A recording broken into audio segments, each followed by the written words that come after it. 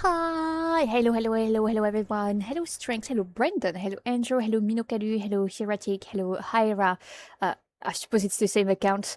Hello Axiom, hello everyone. How is everyone doing today? Hello Jean.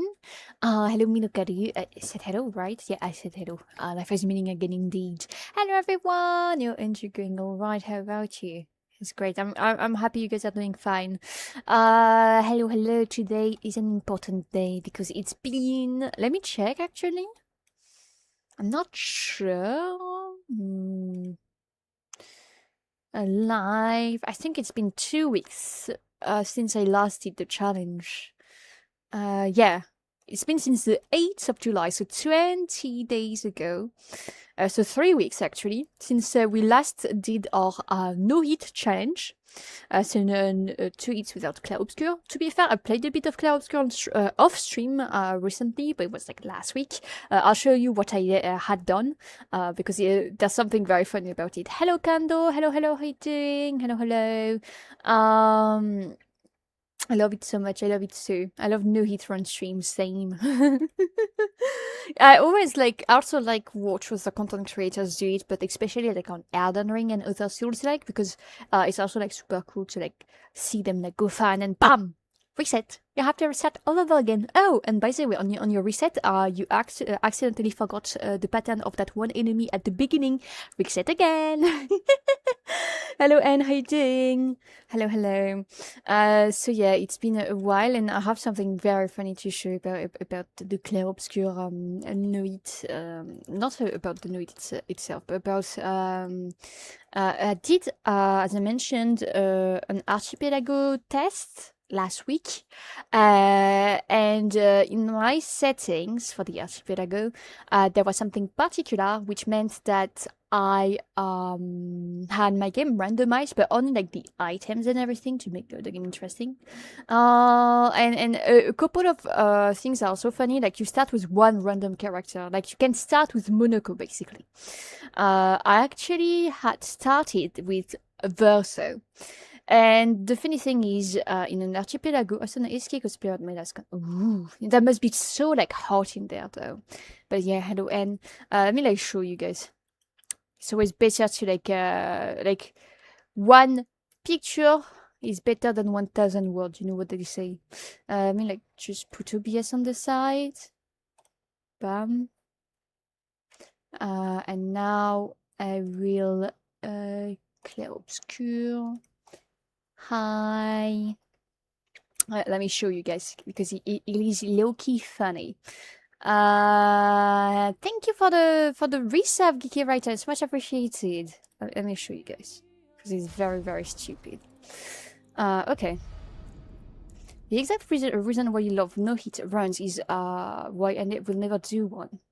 Why? Oh, okay. The reason I gave. So as I said, I started with Verso. If I dismount, you'll see something very weird.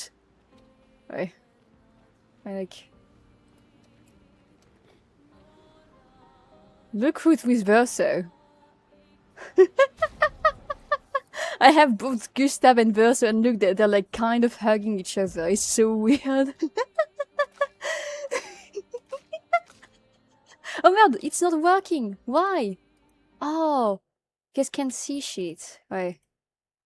It's not like the right window. Ah! Is it this one? No, it's not this one. It's not this one. Fuck. Let me try to like find which one it is. Is it bugged because of the archipelago? Oh no. Fuck. Because if it means I cannot stream the game, I'm kind of fucked. Because I don't know how to.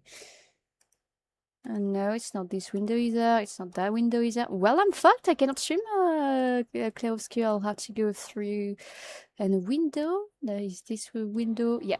Okay. So, yeah, that's what I was showing when I was laughing. But yeah. Hey you, hello Luas, how you doing? So I have both Verso and Gustav, and they have Simoto max level. It's a very cursed run, you know. Like I'm not even past the paint race, as you can see on the level like 23 or 4.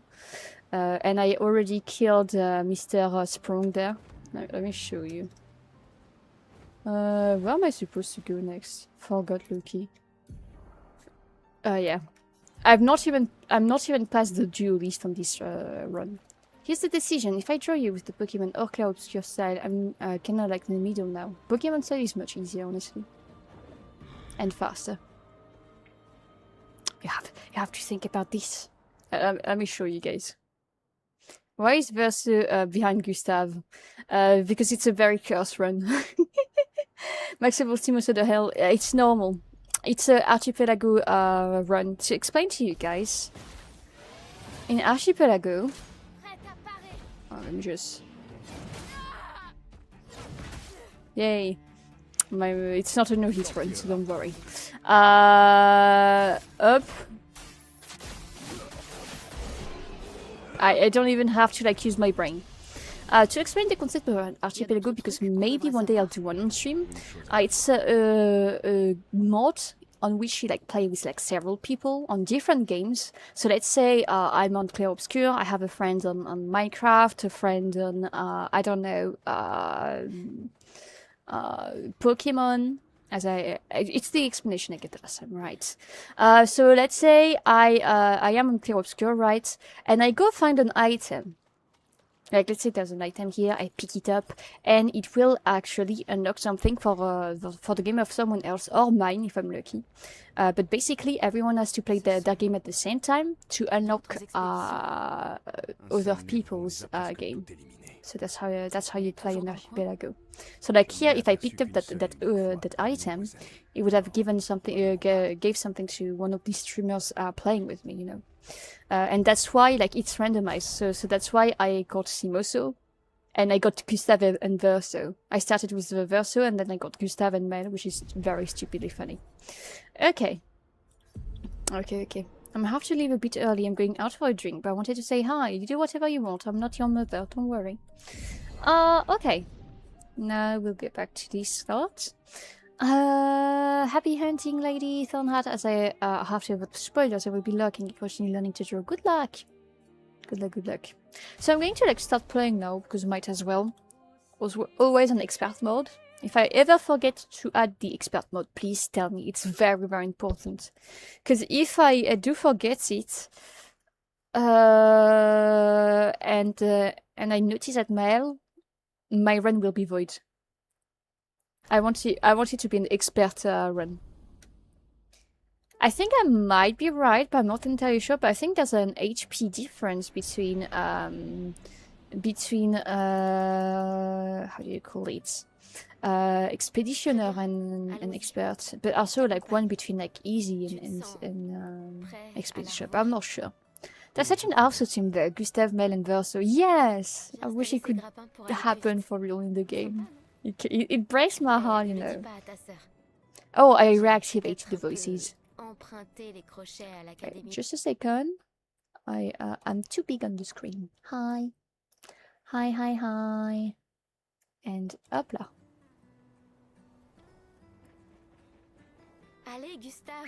But yeah, it would have been awesome to play in the actual game. I'm going to deactivate the voices if we like fail on mail a couple of times. But for now, it's been a while I've not really listened to the voices, so I like them. And also, as I mentioned a lot, I really love the French voices. And as I mentioned, I think last time I mentioned it, but I was checking some like voice actors, and the French voice actors is also the French voice for Nico Robin in One Piece. And when I was younger, when I was a teenager, I would watch One Piece on the TV with my mom, so with the French voices, because it was the only way to like watch it on TV. And it made me go, oh, makes sense. If the game is too low, please tell me.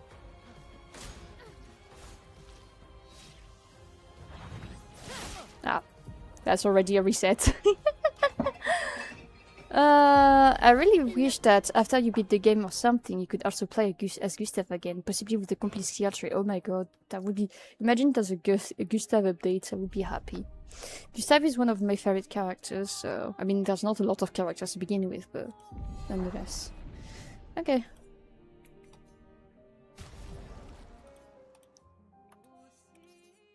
Is that one Leonardo DiCaprio meme? Which one? The one he's pointing at the screen?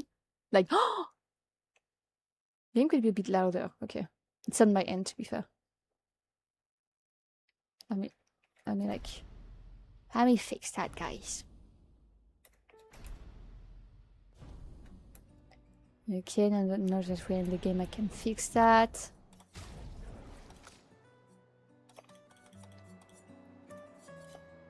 Here you go. I noticed something. I don't know what the fuck this is. Oh, okay, I don't care about that. Is it good now? I've never seen anyone else play E33. What's the archipelago thing in the menu? It's a mod. That's what I was explaining just like a minute ago, Kendo. Basically, it's a multiplayer mode that you play across games. Allons-y. Je t'accompagne. Tu te sens prêt à la revoir? Oui, je crois bien. What do you guys think about this song? J'ai installé ces Good grappins luck with pour the aller no plus heat. vite. Bye. Thank Sympa. you. Mais le dis pas à ta sœur. J'ai peut-être un peu My goal for crochets. today, by the way, Gustave, is accélère to un peu. finish the second zone. Sinon Sophie se sera déjà fait Because gommer I le think temps I que t'arrives. can do Goku. Bah, No, I don't entirely remember his moveset, but I think I can do it. J'arrive pas à croire que Sophie ait déjà 33 ans. Okay, Missy. Elle a l'air tellement plus jeune que toi. Merci. Basically, it's Elle est si a populaire qu'elle doit multiplayer déjà mod avoir un collier plein de fleurs. on which like you play with several people that play on different Quoi? games. Tu as l'air And Oui, when you je pick sais up ce an qu'il te item in faut. your game or do an Ah. achievement, it will like Allez, ça fera du bien. give something to Tu peux someone aller voir else. Sophie en How's your faisant une mental tête state? pareille. You're ready? Yeah. What about you, Michael? How you doing? Might be a bit loud, especially on the voices. Okay. Et... D'accord. Ouais. Alright, second. Just a second. I'll fix that here. Voices. And that should be better. If it's still like too loud, please tell me. I don't really know because like the sound in my oh, I was very lucky with the crits.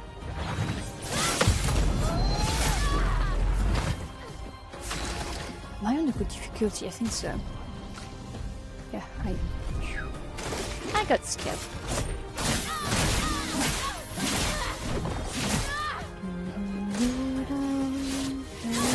Oh no! I misclicked. My bad. J'espère More packet game, exactly. So is the volume better now?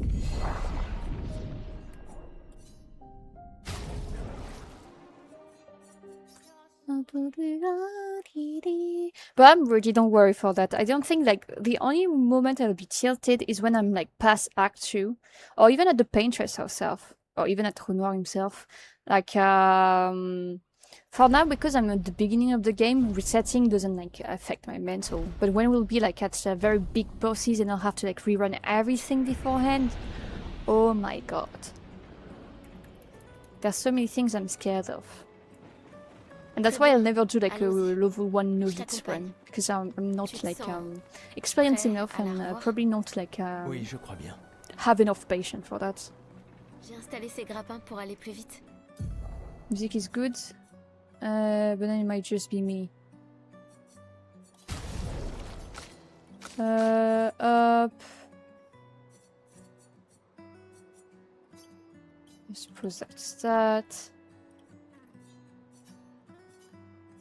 I'd rather like keep the. I'm sorry, but I'd rather like keep the special effect high enough. Sympa. 7 hours in and then bam, Mais exactly. le dis pas à ta sœur. J'ai peut-être un peu emprunté les crochets à l'académie des... Allez, Gustave, accélère un peu. I don't mind for the voices, but for the in-game sound, I'd rather like keep it that way. Otherwise, like the sound cues are very important in this game. Ah, voilà. And I can like toggle Sinon, off the Sophie se voices sera déjà entirely, fait I don't gommer le temps mind. que t'arrives. I don't mind. Because it can get very repetitive. J'arrive pas à croire que Sophie ait déjà 33 ans. Elle a l'air tellement plus jeune que toi. It's funny because I'm here on this side of the screen, I'm Elle est si literally like populaire qu'elle peut censoring déjà the avoir un text. You collier guys plein can't de fleurs. understand what's happening. Ouais. Like I just thought about it when I watched the first one, and then I was Je like, sais ce qu'il oops. Non. Allez. Et... D'accord. Ouais. Ouais. But yeah, that's what scares me, like when you be like further in the challenge. So for now I'm all chill and I don't care.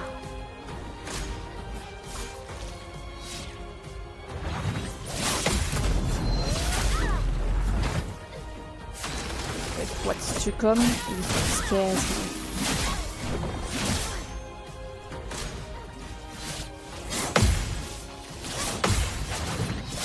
And that's the first mail of today. Let's go. Up. It just took 2 attempts. And technically it's the third one. Oh, I forgot the reset counter. T'as gagné. Bon. Let me like add it.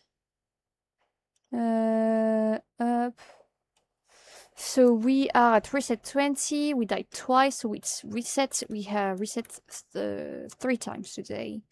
Hop là. Wait, 1, 2. No, I reset twice for now. I reset twice for now because I added 1 more at the end of last stream.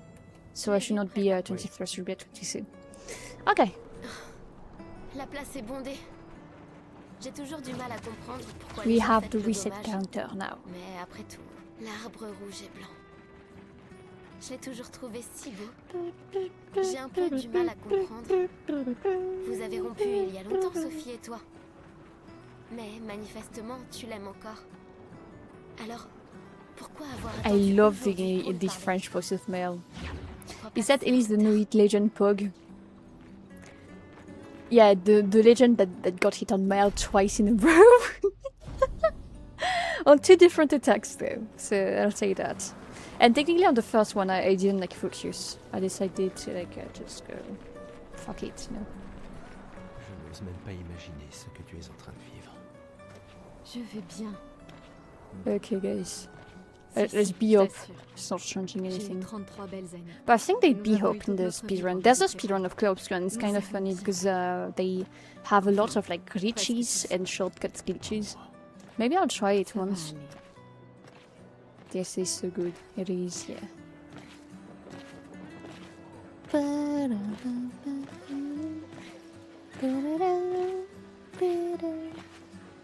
Lorient Tessa really outdid himself. I agree. Oh. L'une est en train de jouer. Vous feriez un beau couple tous les deux. Sharp. Des fois, elle me fait de la peine. First time here. You have such a cute model. Thank you, Rudolph. It's much appreciated. Welcome here. Elle a l'air triste. Thank you, thank you. Peut-être qu'elle est prisonnière elle aussi. Piégée dans le même cycle que nous. Sophie's C'est voice bête, is j'ai great as toujours well. adoré le porc. Okay, let's go to play the actual game in about 5 minutes. Is that fast or do you just enjoy hoping? I have no clue, but I enjoy hoping. That part is true. Is that faster? No clue. Oh guys, I want to watch the Gomash this time. Just for the music. It's been a while. Do you feel faster? I'm not sure. I mean Google that actually.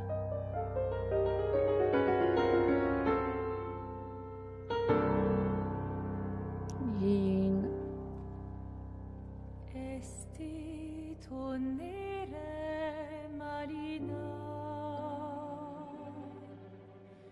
apparently it doesn't change anything.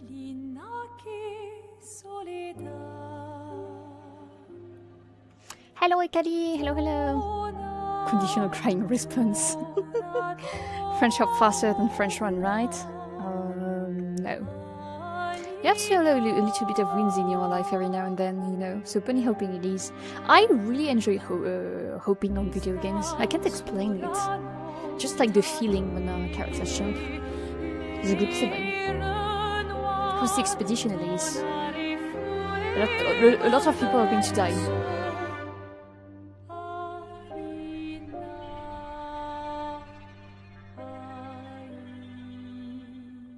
Ce gommage. Wow. It's so beautiful.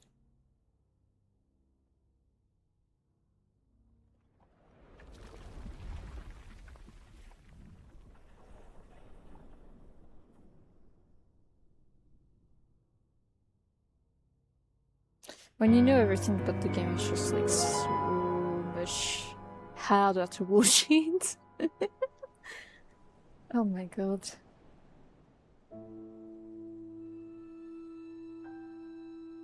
Such a banger combo from One Lost Boys, yeah.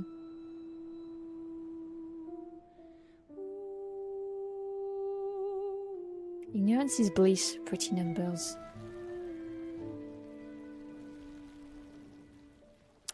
Mr. Stark, I don't feel so good. I'm sorry. I'm a LARPer. I've never watched Avengers Endgame and Infinity Wars. I don't think I've ever been more interested from the get-go in a video game ever. Such a killer opening hook. I agree.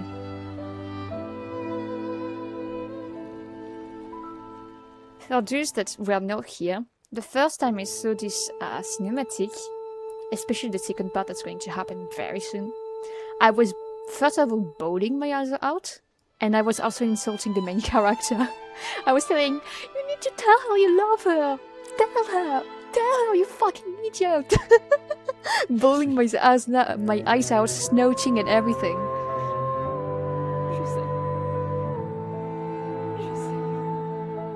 Like, I'm still tearing up, bro. It's so crazy.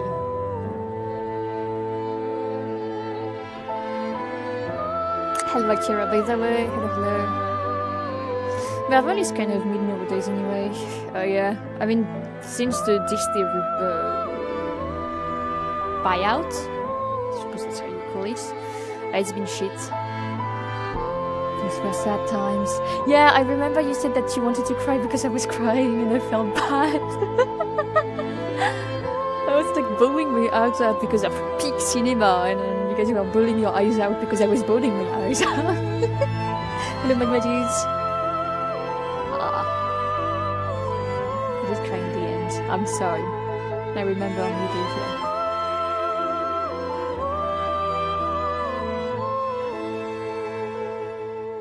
Beautiful.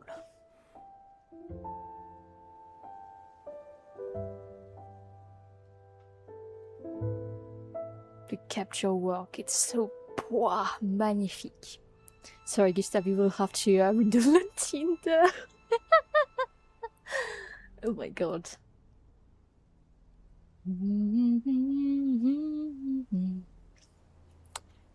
Okay. Let's go, guys. We have to speedrun now. Don't care about the rest of that. Just wanted to see the gommage. It's been so long. Good morning, Vi. Hey, Jay. Should I call you Vi or V? I'm not sure because there's a double of Y. Gustave, on a quelque chose pour toi. I love games with an amazing story. If I'm crying, then the game gets my seal of approval. I agree. And someone very emotional, I can cry very easily, even from like music and shit like that. As long as I resonate with it, even though like it doesn't resonate with my life, as long as I resonate with the music, with the pain shared by the artist, it's enough to like make me cry. Like I've cried listening to Stan and not Mockingbird. Touched on maybe once. It's another Eminem song. Ah, fuck. No, I don't want to fight you, man.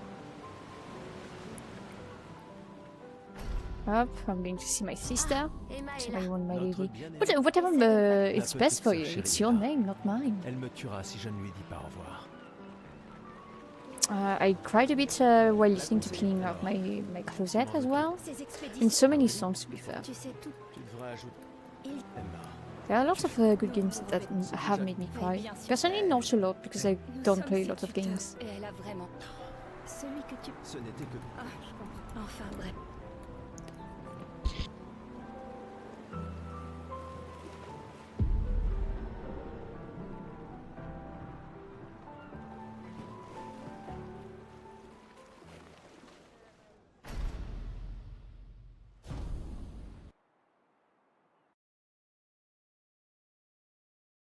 game crashed.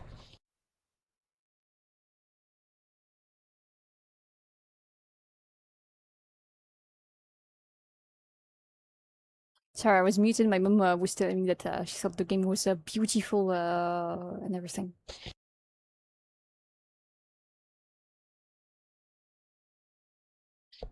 I couldn't parry the crash through the standing game.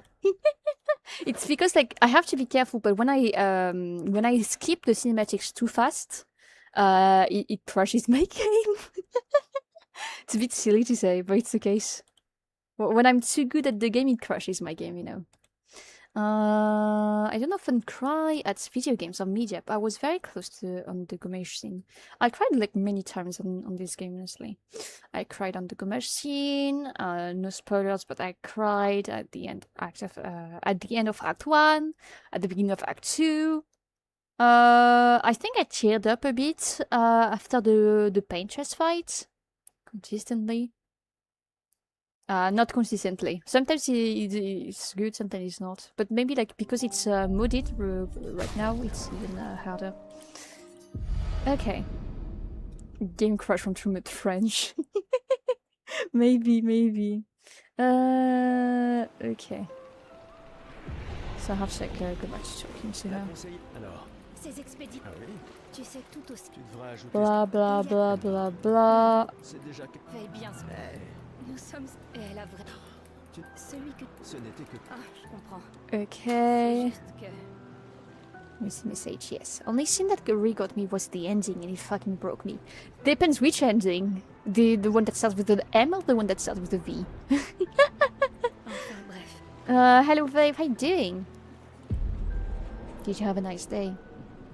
It's enough because they don't want the stories to be skipped. No, I think it's like an issue with like my computer or something. Okay, it didn't crash. I'll take it slowly this time. I fear it might have crashed, actually. They really want me to like look at the cake, I guess. I'm doing good. Last day before I go to Croatia. Excited. Oh, are you going there for the beaches again?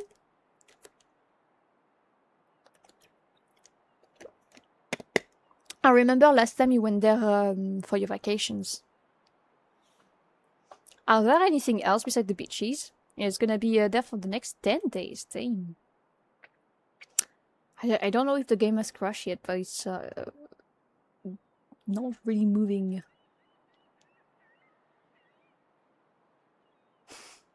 Did you say beach? Beach, not beach. Sorry.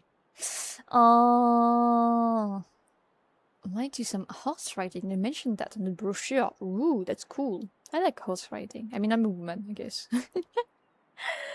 Oh my god. I guess I'll have to alter for and restart and try and wait a bit longer before I it's a bit annoying. Sounds like you're saying beaches, but it's pronounced the same. Let's be for real. Oh, let me alter for.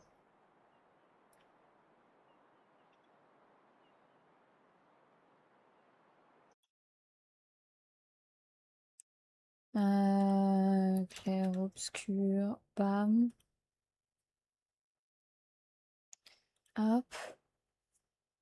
I've done both, but the first one I chose was the ending and said exactly the wrong thing for me to choose the ending but not going back. I see.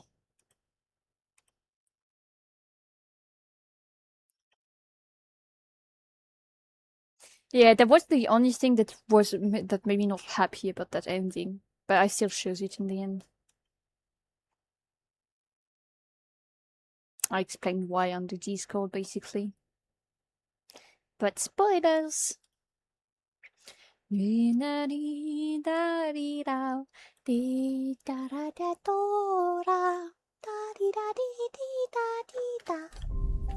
I'll make my mom play the game.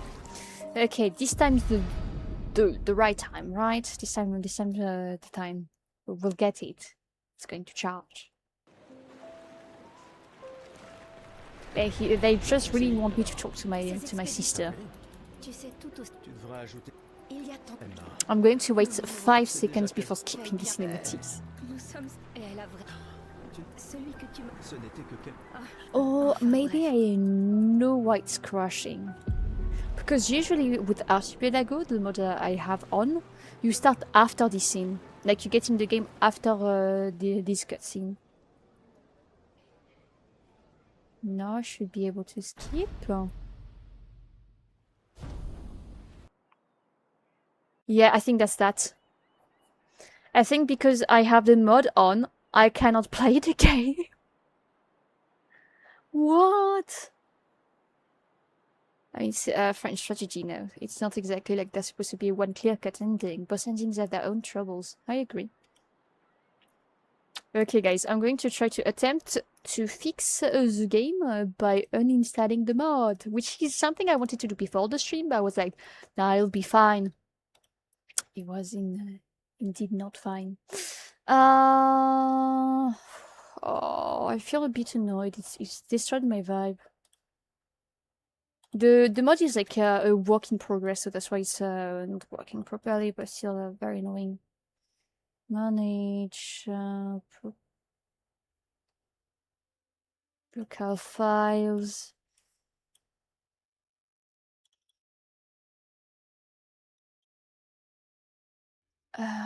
Oh, if I like play from here, do I have to?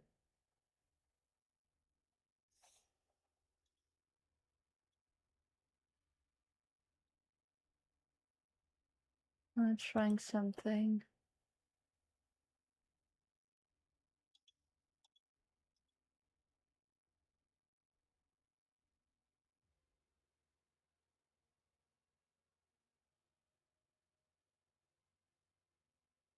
Oh, I feel bad.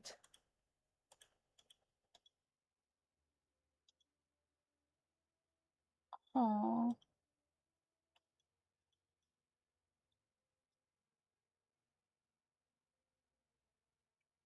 Because I think I cannot like install it very fast because I did the oopsie last time I installed it and I feel like it's going to bite me in the ass. Oh. Oh. Maybe if I like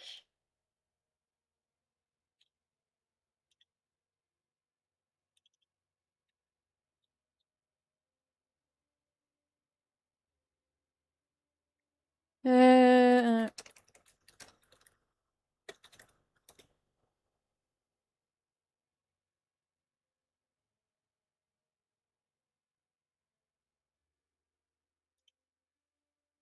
oh.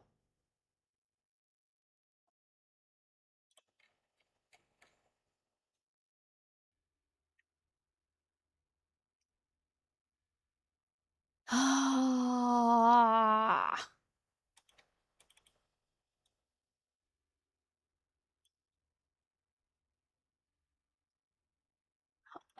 I think I'm fucking cooked. Yeah.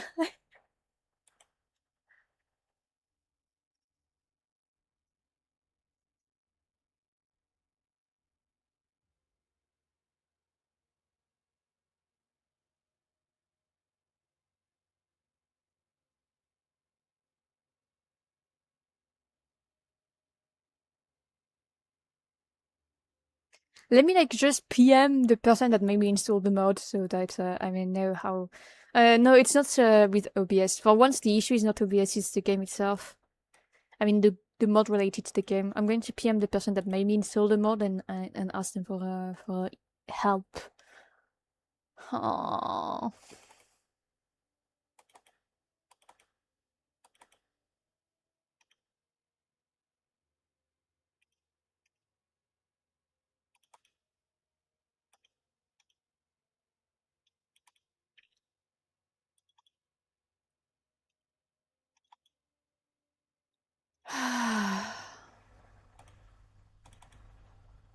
It's not there.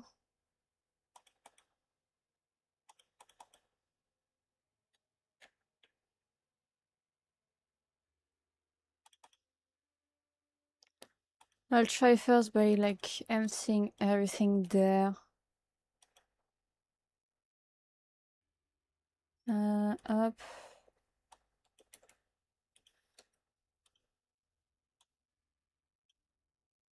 Up. Because I think it's a case of I'll have to fucking like re-download the game. Which is something I don't have to do on stream. Have time to do on stream.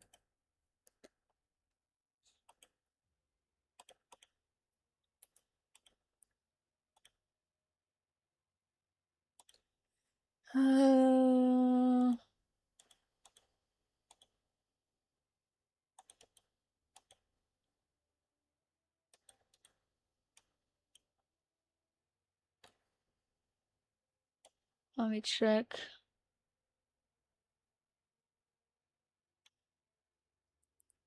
I'm going to try something, and if it doesn't work, well, I guess we'll swap games to Ace Attorney. I don't know.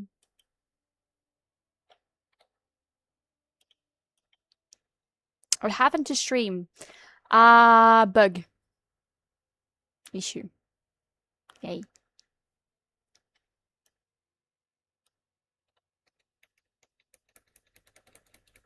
Up.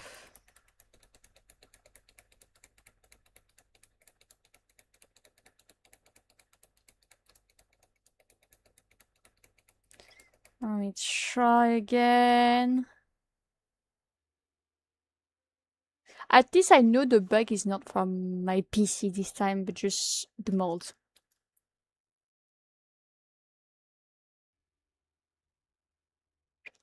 I know, it crashes. Oh, I'm pissed. I wanted to play Clair Obscur today. Well, I guess we'll like swap the days, and tomorrow we'll play Clair Obscur. And tonight we'll play Ace Attorney, I guess. I don't know. I'm angry. Genuinely. Very, very angry.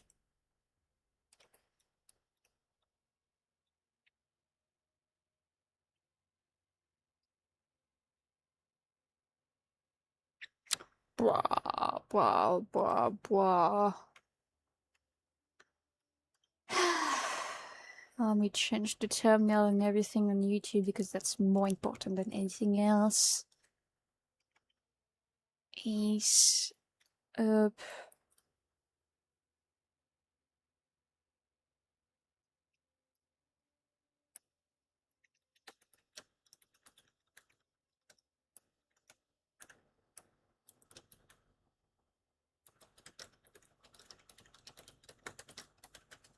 I'm going to like change the title to Let's Play the Hardest Case of the Game. Oopla, sorry. I had a bit of a hiccup. By the way, crashing the game. I mean, to be fair, it's my bad. I should have been able to like install it very easily, but I misclicked when I installed it and called it a day. And in the end, it's biting me in the ass, so just unlucky. Phoenix, right. So I need to like change my tweet.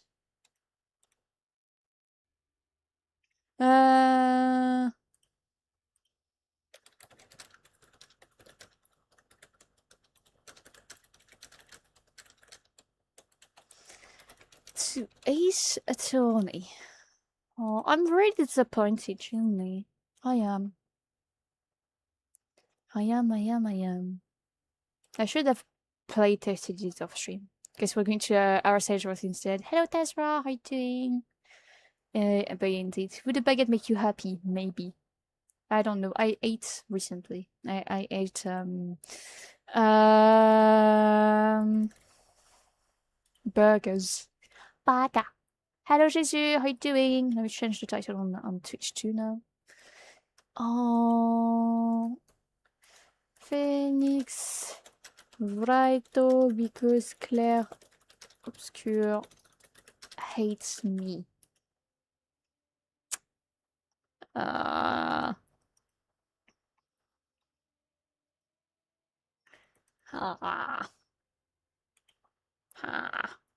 There's an issue with the mod, exactly. I thought you were going to play the French Club the whole stream. That was like what was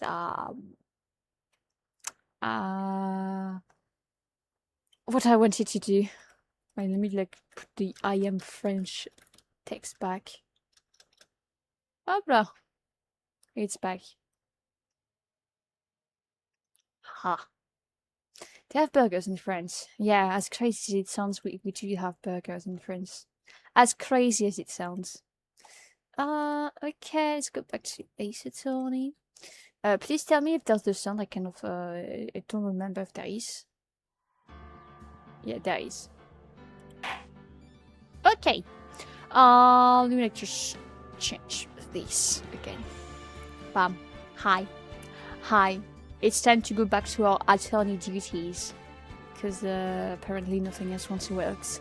I forgot to drink water 8 minutes ago for the reason, so I'll drink now. But yeah, before I streamed, my mom made some homemade burgers. So yeah, I ate that. I have a list of, in my hands, 1, 2, 3, 4, 5, 6, 7, 8, 9, 10, 11, 12, 13, 14, 15, 16, 17, 18, 19, 16... Huh? What did I do while counting? 20, 1, 2, 3, 4, 5, 6, 7, 8, 9, 10, 11, 12, 13, 14, 15... 41. Dang. I have so many, like, holos, basically. Pokemon cards. Hello, Rikazan, how you doing? Hello, hello, hello, Zong Noise as well. Hello, everyone. I cannot count for the death of me. Okay, so we stopped there. We were interrogating Miss Oldbag when the Oldbag... Do you feel more American now? Yes. Kate Kona. So basically we were interrogating this bitch. Nico Samurai, that's right. It was a Nico Samurai, so... Yes, it would have been convenient for him to wear his costume during the murder. He had to go to the post-ceremony stage right after the crime, you know. So he must have worn that Nico Samurai costume when he was stabbing poor Juan.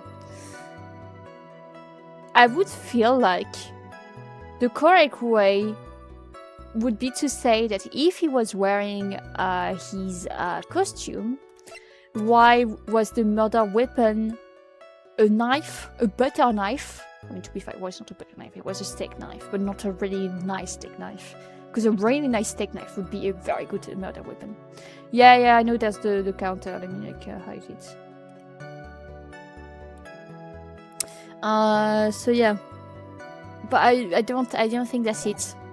So I'll start by pressing everything because with this game, you know, I'm habituated to the bullshit. Okay. How will I know if she's still French? I'll say it every now and then. I am French, guys. Did you know that? Did you know that I'm French? Please be more careful with your testimony, please. Not too long ago, you said he was wearing his racing jacket, and no, he's not. Not too long ago. Then let me ask you this: when you were itty bitty, what was your grand dream? Huh?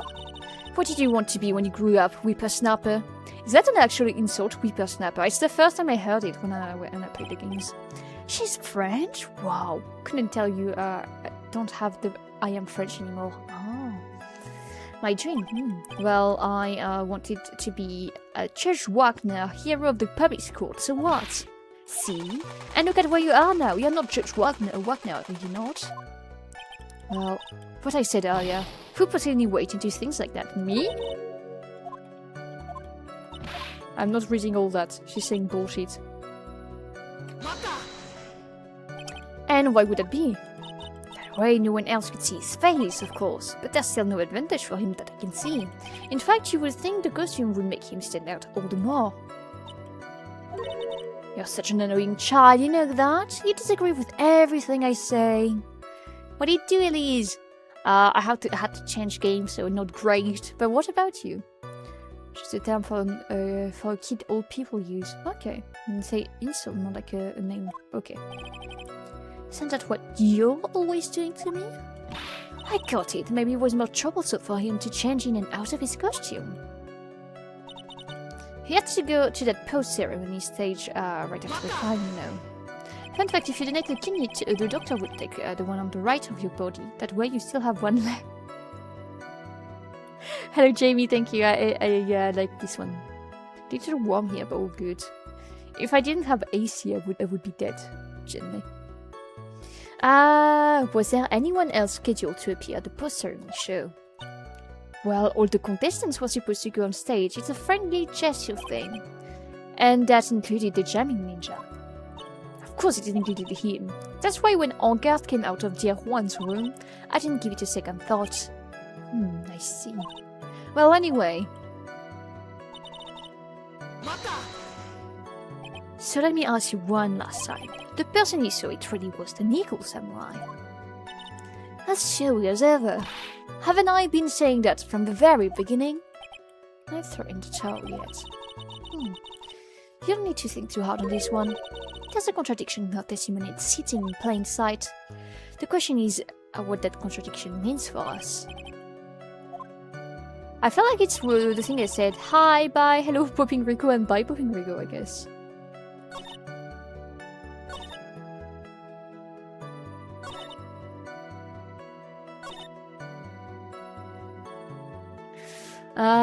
I'm going to save once again, but on this particular statement there's a reason one. Hi again, hi, I guess. Don't have AC at work, it's 45 plus in the shop. Ew, good luck. You're working in somewhere that can be hot? Let me try this first. Oh, it was that! Okay. Please take a look at this. Yeah, so it's a knife. Big deal. If you're trying to scare me with that, I'll have you know you won't work. No, that's not my intention at all. That's the knife that was used in a murder, correct? Your Honor, do you know why this piece of evidence is important to this case? You didn't have to ask. It's because the defendant's fingerprints are on it. Is that what you're driving out? That is exactly what I am driving out. What are we driving out? And whose car are we driving? If Mr. Angard was really in the Nickel Samurai costume at the time of the murder, then it's impossible for his fingerprints to have been left on the knife. Actually, he would have wiped all previous fingerprints on this knife right off. Oh, that's right. The Nickel Samurai wears gloves, doesn't he? I didn't even think about that. I got it right, but for the wrong reasons. He probably took his glove off before he began the stabbing. And why would we do something like that? To leave his prints on a murder weapon? There is no way he would do something like that.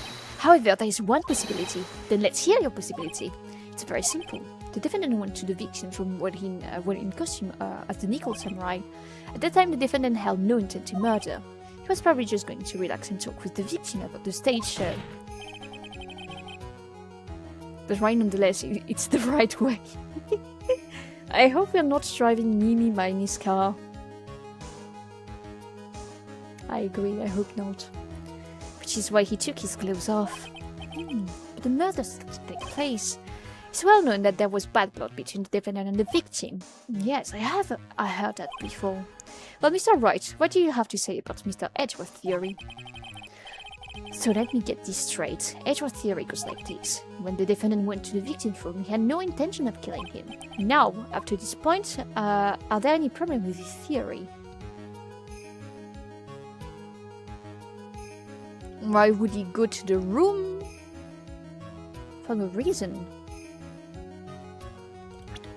I think there's a contradiction. Like, why would he bring the murder weapon if not to stab him? No, exactly. If he wasn't intending to kill the guy, why bring the knife? Exactly. Hello, Slim Jean. Hello, how you doing? But what are you babbling about? Now, for argument's sake, let's suppose Mr. Angard was the killer. If that's the case, I think it's possible for the killer to have gone to the victim's room without intent.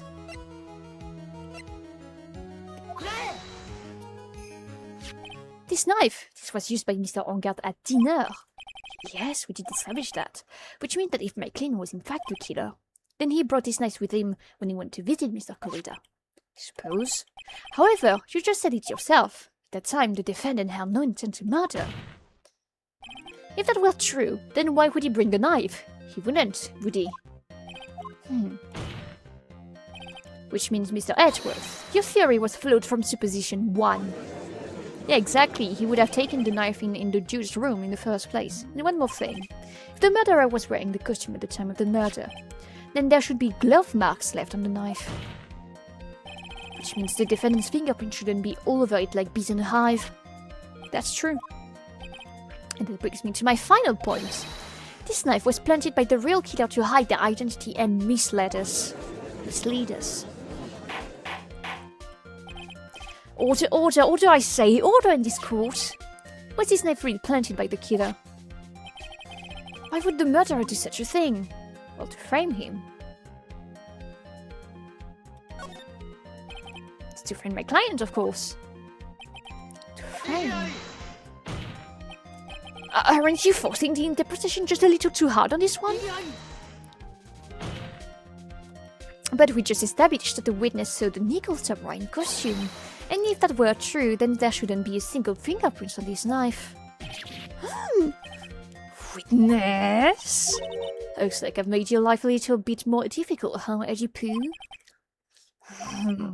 Witness, did you or did you not really see the nickel samurai? Well, I guess I might at first have forgotten, but... Are you saying you mixed up Mr. Ongar with the nickel samurai, his character on TV? But I mean, I can't really do anything about that now. Look, I was waiting around in front of their doors because, well, I wasn't waiting around for nickel samurai, that's for sure. She wasn't waiting for the nickel samurai, of course. I knew who she was waiting for. She was waiting for the woman. Who were you waiting for, then? That's top secret to anyone outside of security. I have a feeling that you are waiting for Mr. One Corrida. Am I correct, witness? The way you think, you are a sad amateur with a terrible case of nearsightedness. Amateur? Me? What am I an amateur of? Sobak was waiting around in front of the victim's room, but it doesn't sound like she was waiting to catch a glimpse of Mr. Corrida. Maybe Phoenix. Maybe the old bag was waiting for that person. If it's true, I think Mia's hinting at, it's certainly possible. Mr. Oldbag, you're waiting for this person to come out of the room, right?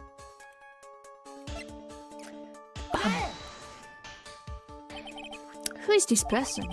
This is Adrian Andrews. Let me save. It's been a while since I saved. There's been a lot of choices.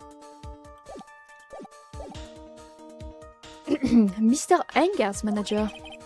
But why would the defendant's manager be in the victim's room? It seems that this is the latest rumor in circulation, Your Honor. Oh, this is... Ah, I see. Just really seem to be into the article, if it can be called such a thing. Then this manager with the initials AA, are you saying it's... Adrian Andrews, without a doubt. The witness thought so as well. Looks like you found me out. Well, that's fine. I can throw away this whole don't confidentiality stuff then. Witness, what in the world are you? Watch out, Phoenix. I've got a bad feeling about this. Very bad feeling. I got some information. Some very secret information from a certain source. So that's why I was doing my own little investigation. In secret, of course.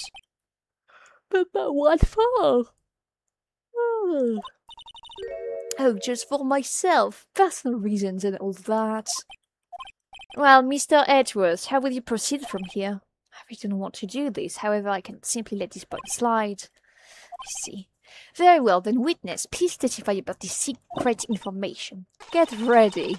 This is going to take the wind out of your yogans. I'm sure we're all capable of handling this, really. It's not like we're 10 years old. I talk about the judge. He might be 60 on the outside, but also probably 5 on the inside. First, and I think only time glove marks come up in the series. Really? That Angard is one evil man. He thought he could ruin poor Juan by causing a huge scandal. So to do that, he sent his own manager to get in close with Juan. I cannot condone such dirty tricks, so I took action. Oh, and this is top secret. You got that? Nobody else but you and me know that yet, okay? I like to imagine that the judge is secretly 150 years old. The defendant said his manager. What a distasteful topic for this course. What? Nobody's above gossip. And isn't isn't that a saying? The truth is never pleasant. I've heard that one before. We do have this one in France. And we also have truth always come from the mouth of a child as well. Mr. Edgeworth, what about this Adrian Andrews person? We have looked into this matter and found that the truth the article proposes is in fact baseless gossip. But should this be true, then this proves that the defendant did bear ill will towards the victim. Have to smash this rumor once and for all. Now then, Mr. Wright, you may cross-examine the witness. Be careful, the old bag seems rather excited right now. That's right, Angad is nothing but your average full-blooded use.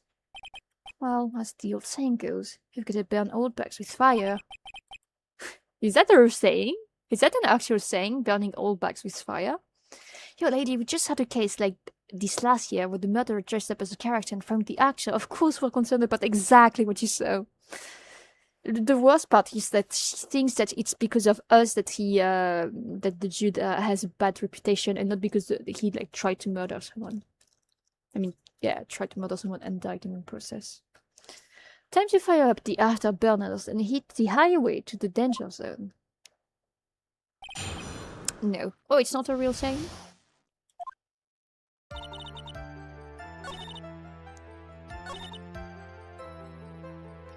Up. You don't have any proof that Mr. Olga did any such thing. Oh, I accidentally misclicked once. You're right, I can do anything. Alright then, Sonny, show me what you've got. Can you show me proof that Olga didn't bear any will? What one? I don't have anything to offer. See? Just as I thought. Really telling me about proof.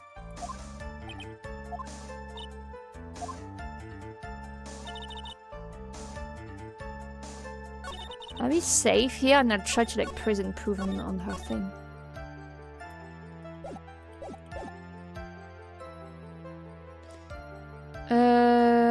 Up, I'll press again. Hello and someone hiding.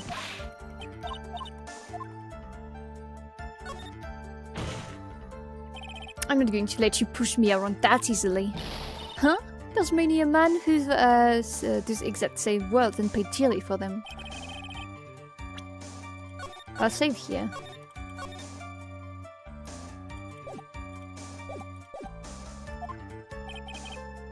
Here's my proof that Mr. Olga did not hold any ill will for the victim.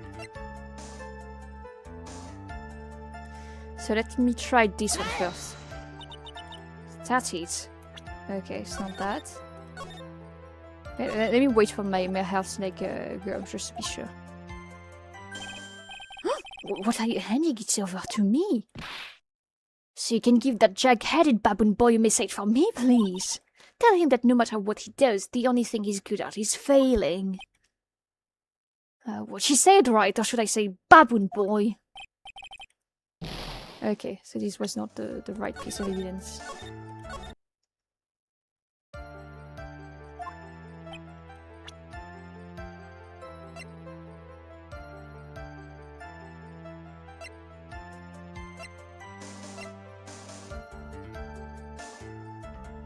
Why is the judge calling you baboon boy? Deep question.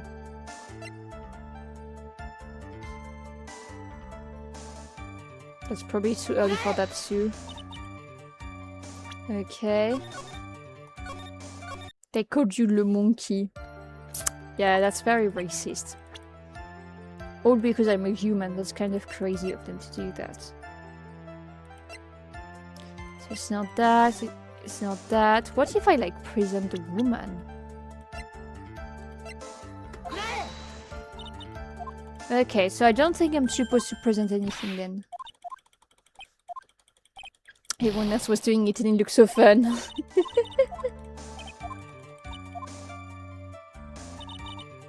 Okay.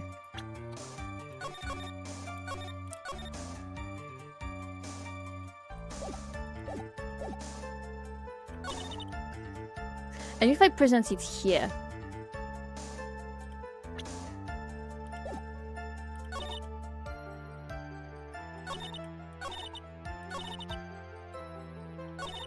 I want to press this first. So what do you mean by I took action? Like I already told you, I was lying in wait close to the crime scene. Once a tiny woman came out of her once room. I was going to capture her and teach her a good lesson. Something your young'uns need. I'm going to teach her a lesson? I was going to make her eat the damaging beams of my ray gun. Like this. No, stop! Damn, he's really a kid. Well, it was too bad that woman didn't come through the door that night.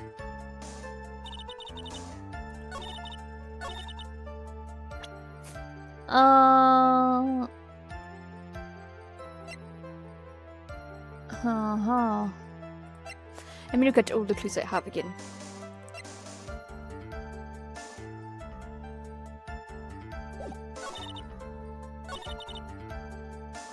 Just a second, I lost one of my shoes. It's here. Sometimes I like to have my shoes on when I stream. Sometimes. Rather like have something to like step on. I think I'll just confess to wanting to assault this poor woman. Yeah, she did.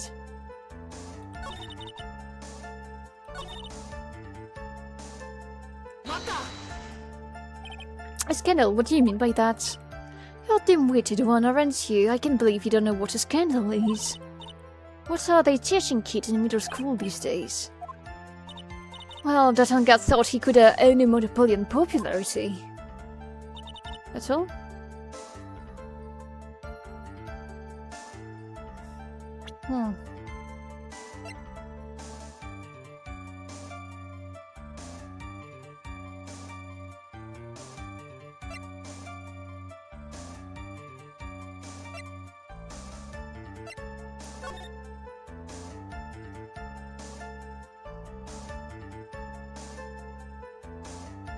Yeah, it's the opposite. It's saying that Juan Corrida is the one that's getting close with the manager.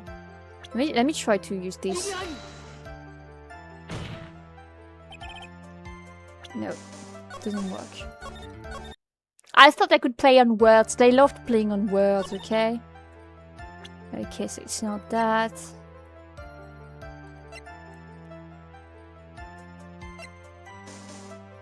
I'll try this again. It's not that.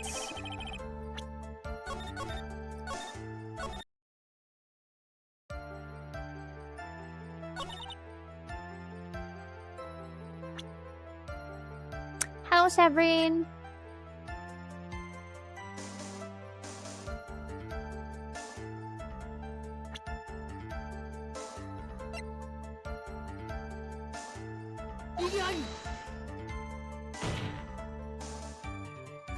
It's not that. If I use the portrait of the other woman. If it's not one of these, I don't know what I'm supposed to do once again. I'm at loss maybe with this case. Have to like use my thinking caps. So it's not that either.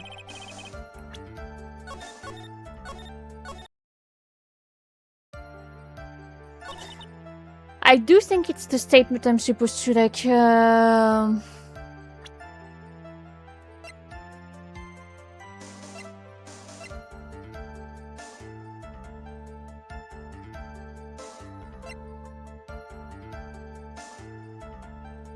Wait. No. Never mind.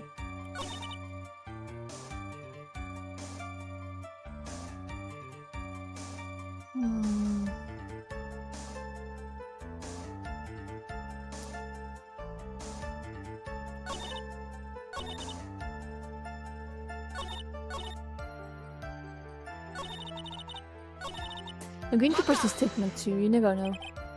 You can say something like that without proof. This is just slander. Price showed that poor woman was getting intimate with poor Juan. Look, it says so here, doesn't it? Manager to the stars. This came from a magazine that goes by the name Gossip Land. What? Are you saying that gossip is all just a pack of lies? What do you know? I suppose next you'll tell me, you'll swear to me that the news is 100% truth. Honestly, Sonny, you can discriminate between the news and gossip. She's not entirely wrong.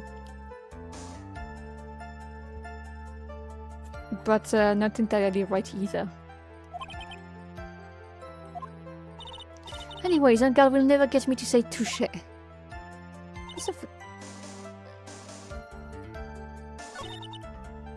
So I guess, like, I do have to show proof here, no? She just did. Yeah. I feel like I do have to, like, press a statement in the end. I'm not sure, but I do feel like I have to do it there. Okay, I'll drink water first. Let's like look at the clues in the meantime. Is there anything here?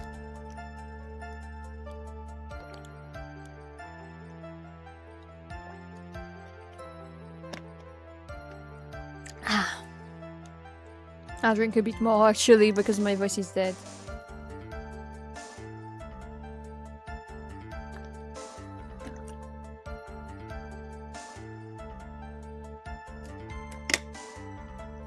Too hard. I came back and went just on the French game. Yeah, there was an issue, so we are going to like play it tomorrow instead.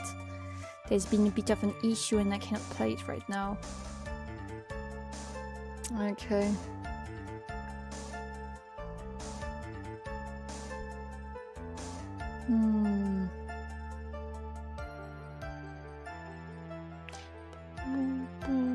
Yeah, there's nothing on this picture that could be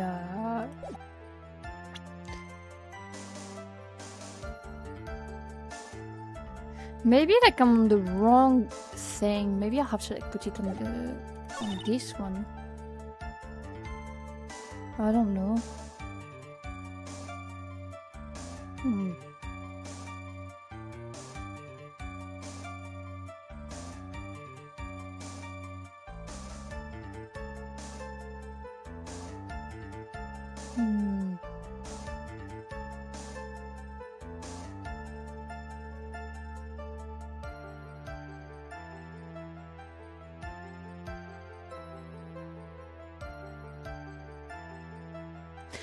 Oh fuck! That's not what I wanted to do.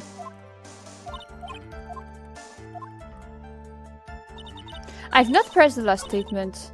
If this is that, I'm going to be mad. Wait. What? I'm a busy woman. The time with the kids is over. Tea time with the kids is over. What if he hid the weapon, the drawer, or in the guitar case? No, we know the weapon strengths. He was strangled to death and then stabbed. Just for like the fun points. I need a break from MMO grinding. Let's relax with the most French lawyer crime investigation fire chicken which you are there to find out. Okay. Secret information that no one else knows yet. If that's true, then how do you know this secret information? Huh? Well, that's because I'm a pro. Yes, that's it. It's secret. Even if you drill the hole into my brain, you'll never find out. I know what did that old bat get such a...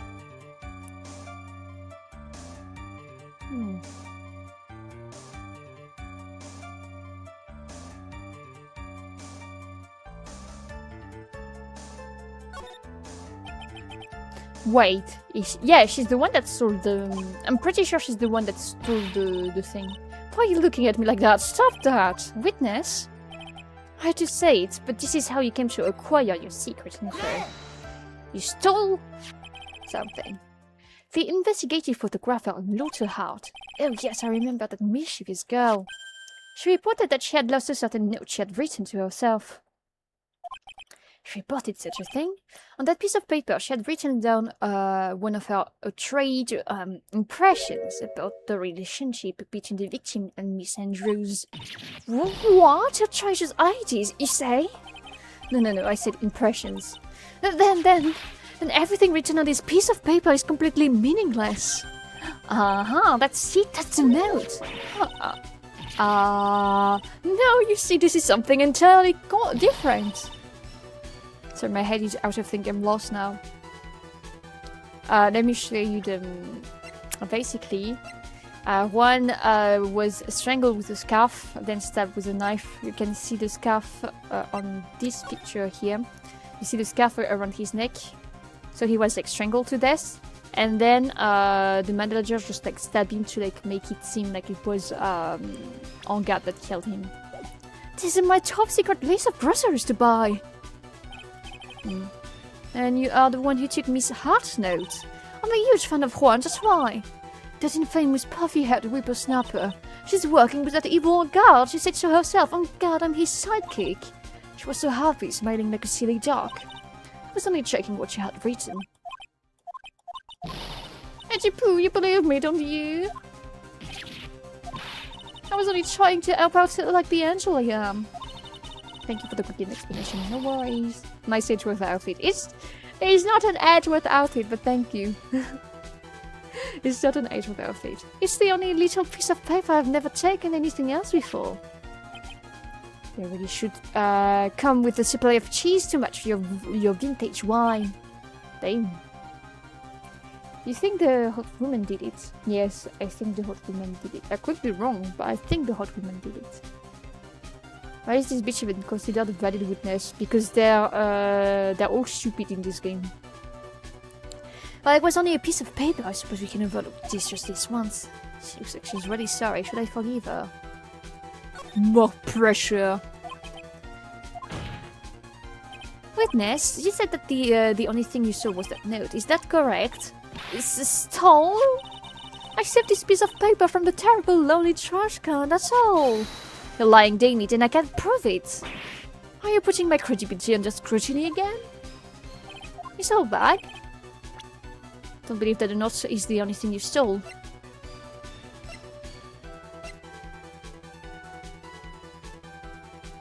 Well, she has stole the camera, yeah. Witnesses do nothing but lie in the hellhole that is Neo-San Francisco, Japanifornia. Miss Oldbag, that note was with the camera inside this case, wasn't it? A camera? Yesterday, Dr. Hart was raising a huge stink over her camera. She kept saying something like, "My sweetie 1600 camera disappeared on me." Why? Witness! What is it, Grimes? If you have the note, then it is only logical that you have the camera too. Oh, looks like you found me out again, Sonny. This is the camera you're looking for. That's... Even though I look like this, I'm still a person, you know. I still eat meals like you, I fall in love and borrow things from people. I think the definition of borrow is a little off. It's such a woman's business card, and that's when I noticed it said, Slimebag Celebrity Photographer Extraordinaire. Well, when I saw that, I had to know what sort of picture she had taken. I'm a professional security guard, it's my business to know these things. I love that line. Bailiff, check this camera's photo, hurry. We must examine them at once. Alice, what did you steal? Your heart. No? Sorry. That line is also made it in one of the trainers. You're lying, damn it? There's only one photo that seems to be relevant to this case. Please present it to the court. So she did see the steel samurai. The nickel samurai, sorry. This is the nickel samurai. I can already notice something, I think.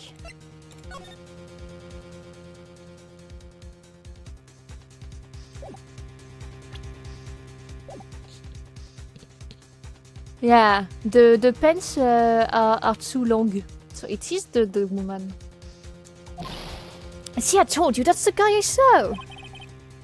This proved that the witness was not lying earlier about this matter. What does that all mean, Mr. Edgeworth? This photo by itself does not prove that the person in it is the defendant. However, in his own confession, Mr. Ongar clearly stated, at the time of the murder, he was still in his nickel samurai costume. If that is the case, then this nickel samurai is... the defendant.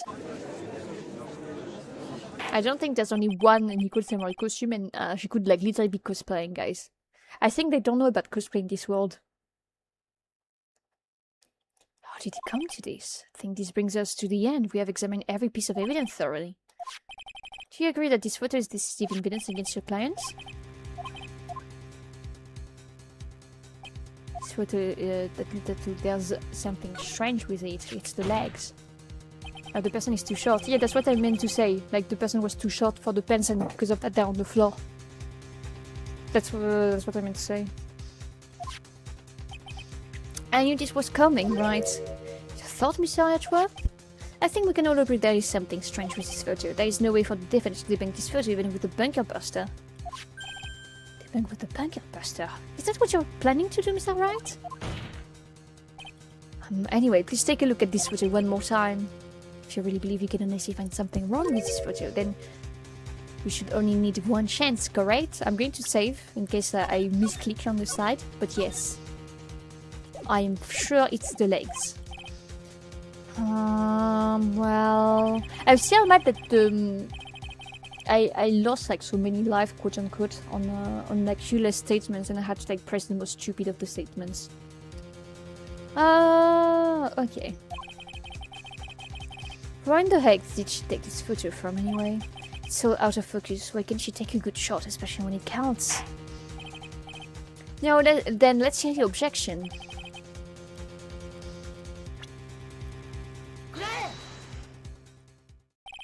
I would like to direct the court's attention to this area here. What are you pointing to? His ankles? If you notice, if you could see this person's ankles, that would be one thing. However, you can't. And what does that mean? The costume person in this photo could not have been Mr. Engard. What is the meaning of this? I wonder if you could care to elaborate with actual facts, that is.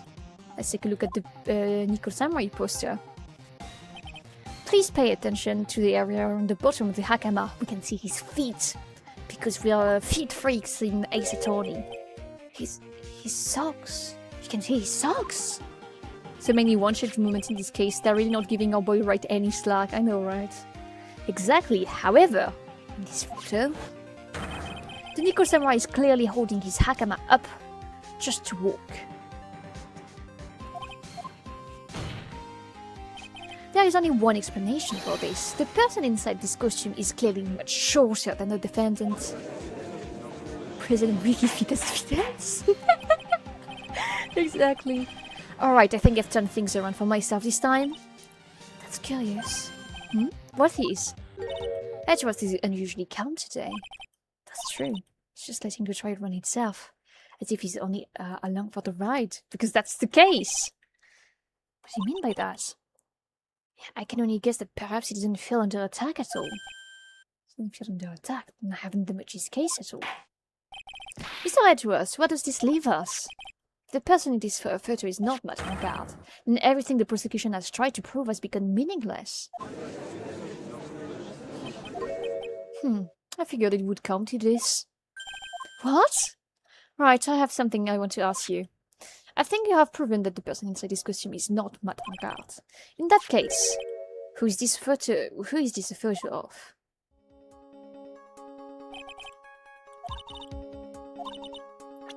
I think it's the woman. The manager.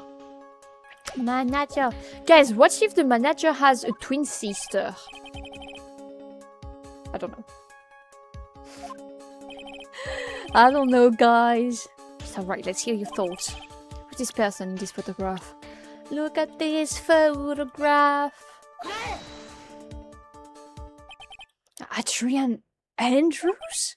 If you want to know who that Nicole Samurai is, it is none other than this woman.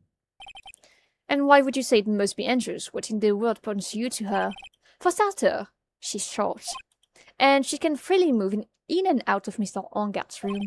Finally, she had dinner with Mr. Engard that night. How does that all add up? You mean that makes it very easy for her to get a certain item. A certain knife with Mr. Engard's fingerprints all over them. Means ménage à trois, hell yeah. Ew. But if we said it's onesie all bag like we did last year. The knife that was used as a murder weapon. Why don't you say that, why don't you say what it is you want, right? The defense moved to indict Miss Adrian Andrews in the murder of one co-reader. It was Miss Andrews who tried to frame the defendant for the crime. Order! It looks like this trial has hit a most unexpected development. Mr. Edgeworth, yes or no? This court is issuing a subpoena, I think that's how you pronounce it, for Miss Adrian Andrews. A verdict cannot be passed without first hearing her testimony. Alright, this is it. This is kind of bad for us. Huh? What do you mean? If Adrian Andrews is summoned to court as witness, it means that the trial will go on for another day. Another day? If I don't get a verdict today, then Maya... Now we should set Miss Andrews' testimony for tomorrow.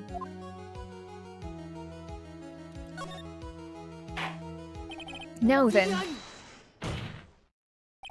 Please, Your Honor, continue to destroy. We must pass a verdict today. Can't do that. Cannot hear Miss Andrews' testimony. I am wasting such valuable time. Edgeworth? Your Honor, I request that you please continue with today's trial. Yes, that's the correct pronunciation of subpoena. Thank you. Tell us what you want, what you really, really want. So tell us what you want, what you really, really want. I'll tell you what you want, what I really, really want. I want Edgeworth. We cannot continue due to this unexpected development. Expected development. I think you underestimate me, Your Honor. What do you mean by that? That Mr. Phoenix tried to slave his way to subpoenaing Miss Adrian Andrews is all happening according to plan, and if Wright was a bit slow to catch on. What? Edgeworth need to give him a drink after that one, I guess. Well, that one. A whole bottom. What is the meaning of your statement, Mr. Edgeworth? Miss Adrian Andrews is currently waiting in the prosecution's lobby. She's the next witness. Everything was planned out in advance by that man. Somehow, I knew there was no way Edgeworth would avoid Miss Andrews. It's like this battle is far from over. Ah, that's disgusting, Farinda. What the fuck is wrong with you? Exactly. Very well, we'll call the next witness. However, before we proceed, we shall take a 10-minute recess. Please prepare your witness in that time. The court will not take a 10-minute recess. Bam! Time for Edgeworth's X Phoenix collab. Time to gangbang on a woman. Finally, what did you call it? Ménage à trois? Yeah, it's starting now. 2 men, 1 girl. Disgusting when you think about it, but we're here to judge. After this trial, Edgeworth is going to dismount a full steak dinner and a Cuban cigar. I mean, we really don't need to do any of this to get a guilty verdict, no? We basically dismantled almost all of the evidence that indicates our clients. Not really. Dude, I can't believe that! Adrian! No way! That couldn't collected Adrian Andrews! She's your manager. It would have been very easy for her to pull this off. The only person who had easy access to the knife you used at dinner was... well, her. So after the ceremony during the break, huh? I was sleeping like a log the entire time. See, she could have also easily planted the blood-covered button in your hakama. She was the one that came to wake me up. Then, dude, you're saying it really was her? Yeah, she's the real killer. She was the one who murdered one corridor. But why? I thought she was Bertha's one. She has her own agenda. Her own agenda? What are you talking about? I'm sure you'll see by the time this trial's over. We'll be alright. I'll get you acquitted by the end of the day. Get me a verdict that's refreshing like a spring breeze, okay, Mr. Lawyer Dude? Phoenix, you think her motive is related to Celeste Impact's missing suicide note, right? Yes. Miss Andrews depended on Miss Impact's as her strength and reason to live. But then Miss Impact shouldn't kill herself. It sounds like she left a suicide note and the person thought to have hidden it. It's one Corrida, the victim of this murder. And that's why I think that Miss Andrew got close to Mr. Corrida. Or to get the suicide note back. That sounds plausible. But one thing bothers me. What? Who was it that first told us about their relationship? Peter stated Miss Andrews' dependency issues with regards to Miss Impact's. Nice! Edgeworth. Looks like he's still the one in command of the ship. Don't let your guard down yet. I can't let my guard down because I know he's on my side. Since the cinematic of the last case at the end. Yeah, buddy. Court will now reconvene. Now then, Mr. Edgeworth, if you please. The prosecution calls the witness subpoenate by this course Miss Adrian Andrews, the person who discovered the crime in Mr. Juan Corrida's room. His name is literally John Corrida. That's crazy. John Spanish, bro. I can't escape the creeping suspicion that Andrews is a red herring, but not sure. What the fuck is... this collusion with the prosecution and defense is wild. It's like cheating, bro. What is your occupation? I am the manager of the defendant in this case, Mr. Matt Engard. I see. Now then, before we begin, Your Honor, I have one request. Yes, sure, what is it? I'm sure everyone in this room is wondering the same thing, and would love to find out about my relationship to the victim. After all, it was the topic of a certain weekly magazine recently. I have no idea what you mean. I've never even heard of Gossipland. Anyway, I was wondering if you could please tell us about your relation to the victim.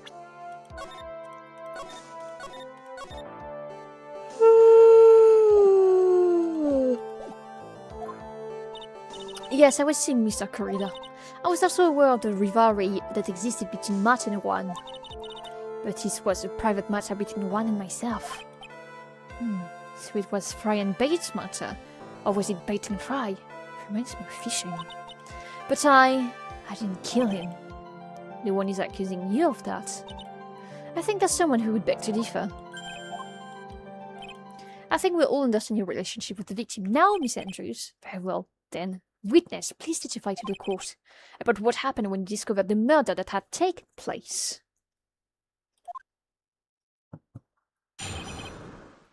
When I found the body. It was time for the show to start, so I went to get Matt from his room. After that, I went to Juan's room, and there was his dead body. I was in shock. What I saw was naturally the exact same scene as in the crime scene photo. I felt as though I was about to faint, so I poured myself a glass of juice. It's not possible! The bottle was entirely like full. Unless it's like bad 3D. Either it's bad perspective or this bottle is not full. Or this bottle is full. That's not a glass.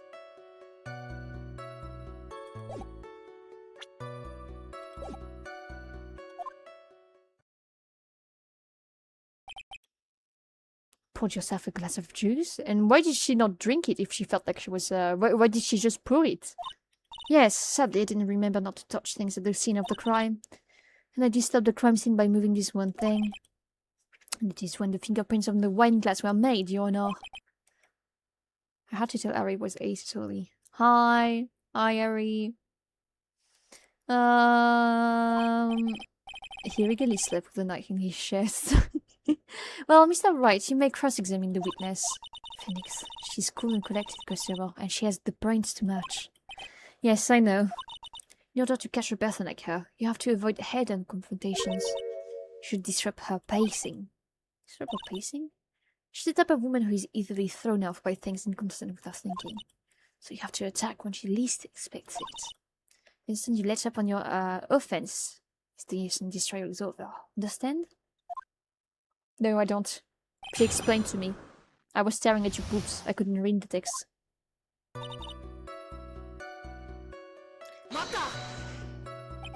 And what was Mr. Engard doing at the time? He was taking a nap. He was worn out from his mini performance at the Nickel Samurai during the ceremony. Mr. Engard did say he was taking a nap. And I guess you could say he could not have been taken out of his room, yes? Excuse me, Edith, what are you? Right, I thought years of school would have taught you how to construct a sentence. If you can make a sensible sentence with the subject, then I'll make you make one for you. Watch. Did you, Miss Andrews, remove Mr. Unger's knife from his room? No. Subject, verb, object, right? Did you skip basic grammar? The witness may continue. I'm just like save real quick. Misleading clue. I do agree that it sounds like too perfect to be her. But if it's not her, then it's the bellboy. But I don't think it's the bellboy. And why did you do that? Unless they do like the circus and they introduce a character only on the last day, which would be annoying. And why did you do that? As a friendly gesture, one was to make an appearance with the other heroes. So the show was supposed to be a show of friendship. Is that the only reason? Beg your pardon, what are you implying? You had a certain goal in mind when you started to get close to him, correct? So perhaps you had a more personal matter to discuss with the victim. Sorry, but I do not have any such intentions in mind at that time.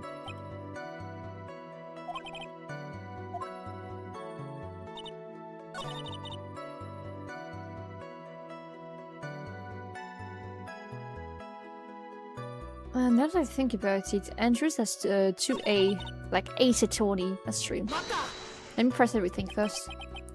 You were in shock. What, was I not supposed to be?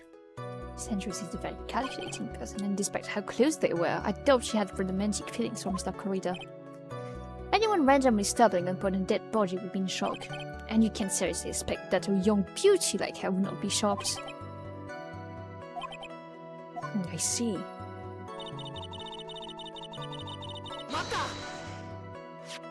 This is the photo you're referring to, correct? Let me check again. Yes, the one with the knife lodged in his chest.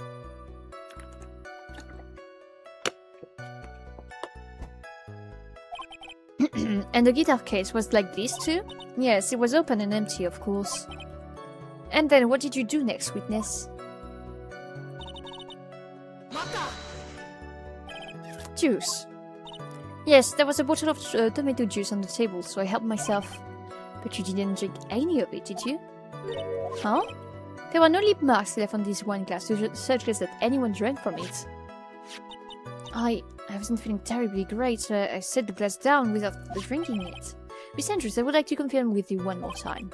When you discovered the dead body of Juan Corrida, you were in great shock, and that's when you poured yourself the glass of juice, correct? And what of it? My mind really was a complete blank at the time. Your mind was a complete blank? I didn't think that was possible for you. Aren't you rude today? I was so dazed that I made one careless mistake, that one thing. What one thing? Never mind, it's no big deal. Press further, of course. Miss Andrews, I'm convinced that, as you said, you made a mistake at the scene of the crime. What I really want to know is what this mistake was. Actually, so would I. I'm sorry, it's kind of embarrassing. When I set the glass down on the dresser, I accidentally knocked the flower vase over. Flower vase? Are you talking about the one on the floor in the crime photo? This mess of glass shards was originally on top of the dresser, but when I bumped into it with my elbow, it fell onto the guitar case. Ah, that's why there would be water on the case. Why did you withhold such an important piece of information? But she said it was already empty and open, so it's not possible. I'm sorry, I thought that since the crime scene was already in disarray, that people would simply assume that the vase was just another part of the mess. Looks like yet another fact has come to light here. Sorry, but I have nothing more to add. I didn't touch anything else.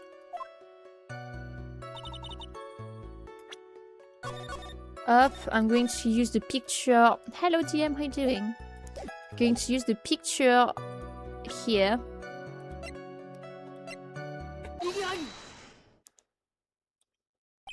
You testified that you knocked the flower vase over. Is this correct?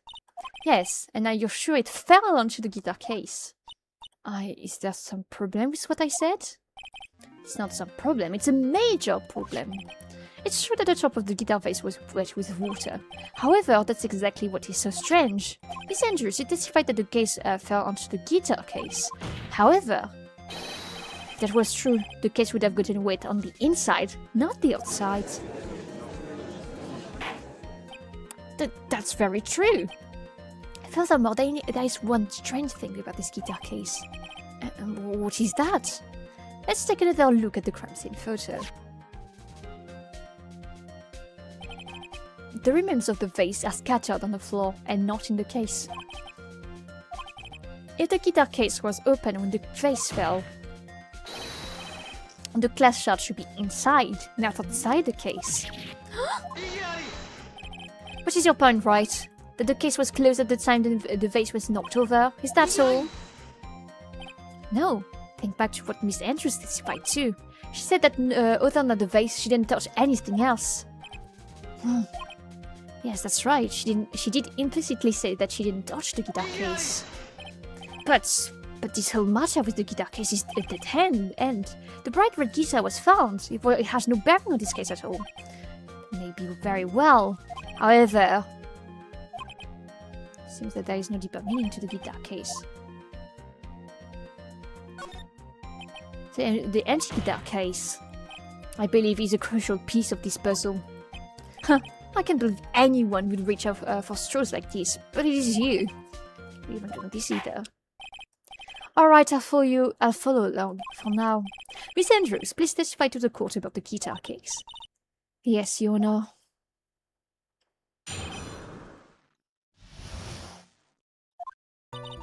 I don't remember too clearly because I was a bit dazed.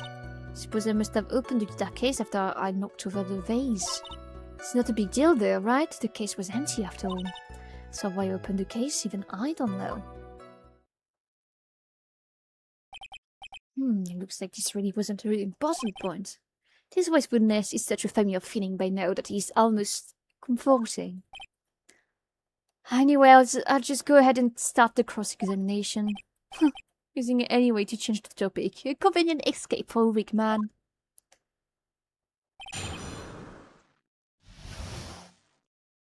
Dildo.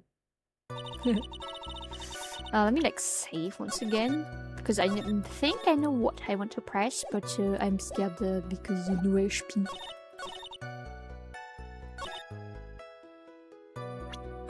What if I present this? No, it's too early.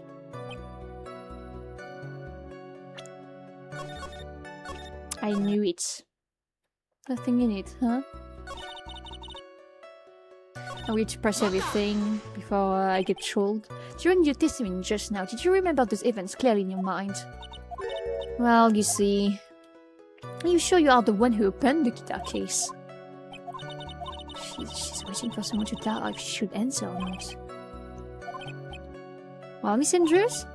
Yes, it was me.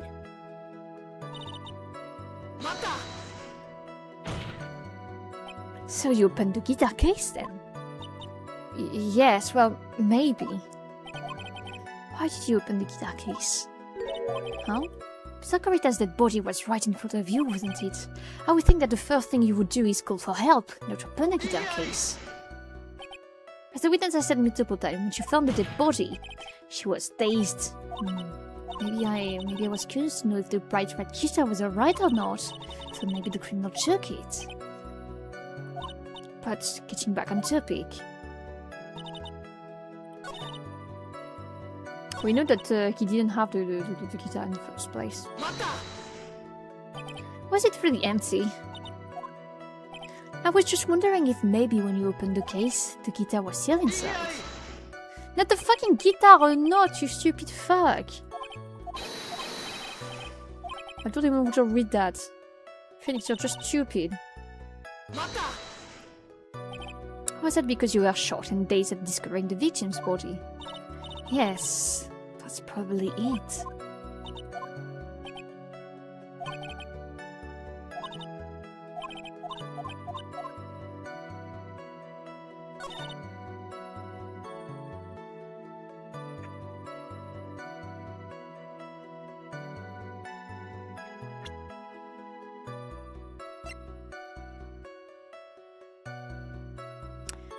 She doesn't have fingerprints on it.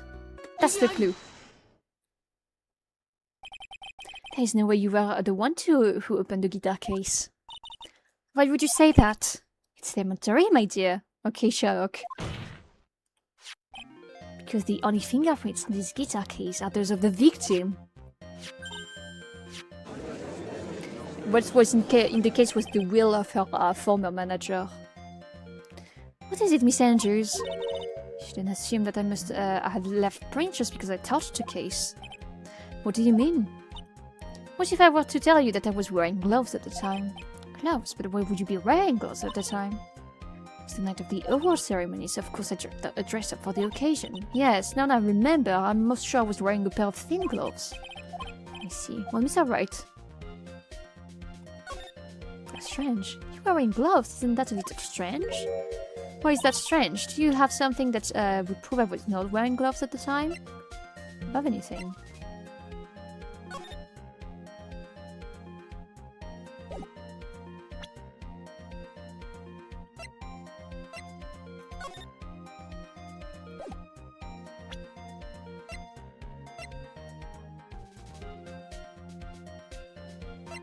There's her fingerprints. Have your proof right here. That's that wine glass. The wine glass. You have your fingerprints very clearly on this wine glass. Even if you took your gloves off when you poured yourself this glass of juice, wouldn't you think it was just a little strange? That you put your gloves back on just to open the guitar case? Sorry, that was very weird. Tomato juice, yeah. Oh, that was... hello, Carrie. I... Shut up! Shut up, shut up! I don't know... How do I read? I want to cry. I want to cry. I want to cry. Shut up. You hit the nail on the head this time. What do you mean? I believe that guitar case plays a very important role here. It's just an empty case. I wonder if it really was empty, though. But the guitar... The bright red guitar was at the studio. Shut up! Stop talking about that! Shut up! Phoenix, drop all of your presumptions. What was in the guitar case was not the bright red guitar. You don't mean it was a bright white guitar? Wait, it's not right either. I mean, it would be unnatural for someone to do that. So the witness was not wearing gloves, despite the fact that on the case... Your Honor, this is obviously the defense's usual misdirection tactic at work. Steer the court towards an unrelated topic and lull us all into his misguided. Energy water. Okay, I'll drink water. Okay.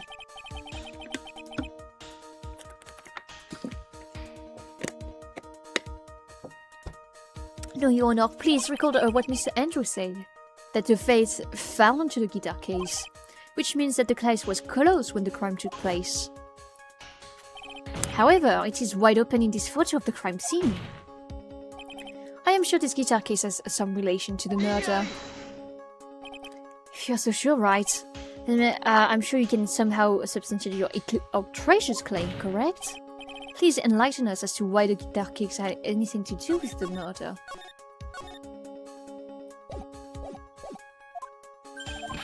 Can you do that, Mr. Wright? Suppose for a second the bright red guitar was not the only thing that could have been in the case. The bright red guitar not being the only thing. You don't mean the black guitar? To push your theory that the case was not empty, is that it? I wouldn't say something I didn't intend to prove. Deflected head of yours, you haven't proven anything yet. Well then, let's have it. What was inside the case at the night of the murder?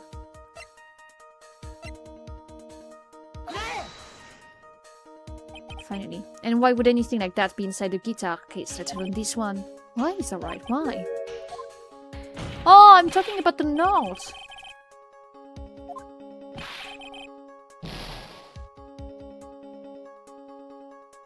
Maybe the costume. Oh! Wait, Loki, maybe.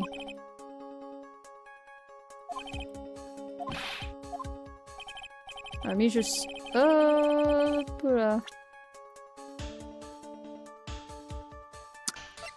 I didn't get to save. I'll try this. This is a photograph. Yes, but what is important is what's in that picture, Your Honor. In that picture. It doesn't take a genius to see what I mean. What I'm proposing is... Inside the guitar case was the Nikko Samurai, the hero's very own costume. What? Nice ass. Mr. Wright, explain yourself. What are you saying that the witness opened the guitar case to take out a costume? What insane point would there be to doing something like that? The insane point would be to wear the costume, of course. Miss Andrews put it on to hide her identity so she could make her escape. After all, you couldn't let anyone see you leave, could you, Miss Andrews? I refuse to accept your theory. Do you have anything to support such a preposterous idea? Just after the Tsar was an investigative photographer who was starving for a big scoop. In the end, she managed to get this shot, correct? You mean this photo?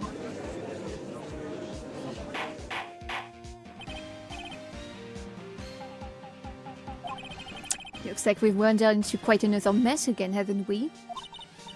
Nice job, Phoenix. Yeah, well played, Strengths. How do you know my strategy? Speak first, think later. For me, it's quite the opposite, actually. You think and speak too slowly for me, Mr. White, actually. Let me stretch a bit. It's been a while. Don't forget to stretch at home, too. It's important. Okay. Oh. So the real murderer was hiding inside a costume. Oh, wait a second, Your Honor. This Nikko Samurai costume could have been Mr. Matangard. Why would something of the defendants be in the victim's room?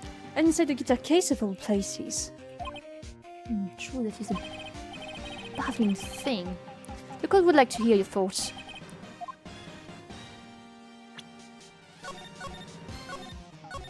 Was the spare costume, most likely. Matangard did not take his costume off during the break period. In that case, the costume we are talking about was a spare one. What? Then are you saying that on the night of the murder, there were 2 Nikko Samurai costumes at the Water Hotel? Correct. This is what I am saying. Don't forget to hydrate, Lisa. I did. Don't worry. Hi, Fuzzykers. Welcome. How are you doing? The A in Adrian Andrews stands for ass. Awesome ass. That's her real name. Amazing ass, even. Does it mean that the victim himself had brought despair to the ceremony on purpose? But why? The victim, Mr. Kurita, was the jamming ninja. But he secretly bring Nikko Samurai's spare costume with him. What could be the reason behind such a peculiar act? And therein lies the second point. What are you mumbling to yourself about now? Have you just been rambling all this time without any sense of inner monologue? Huh? No, I just... It's alright, please explain yourself. Why do you think the victim had the Nikko Samurai's spare costume? Think carefully before you answer, and then answer with gusto. I believe in you.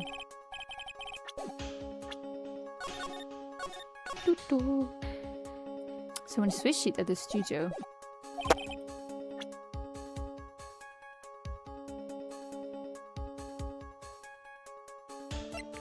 The reason the victim brought the Nikko Samurai's spare costume was to wear it, to frame. Phoenix, what are you doing? Are you crazy? I presented the evidence with gusto, like you said. To present it with gusto, yes, but it seems to recall the sentence was think carefully. The reason is badge. I wonder what she says if I present the badge. Just for the meme? Okay, she says the same thing. What about the badge of the dude?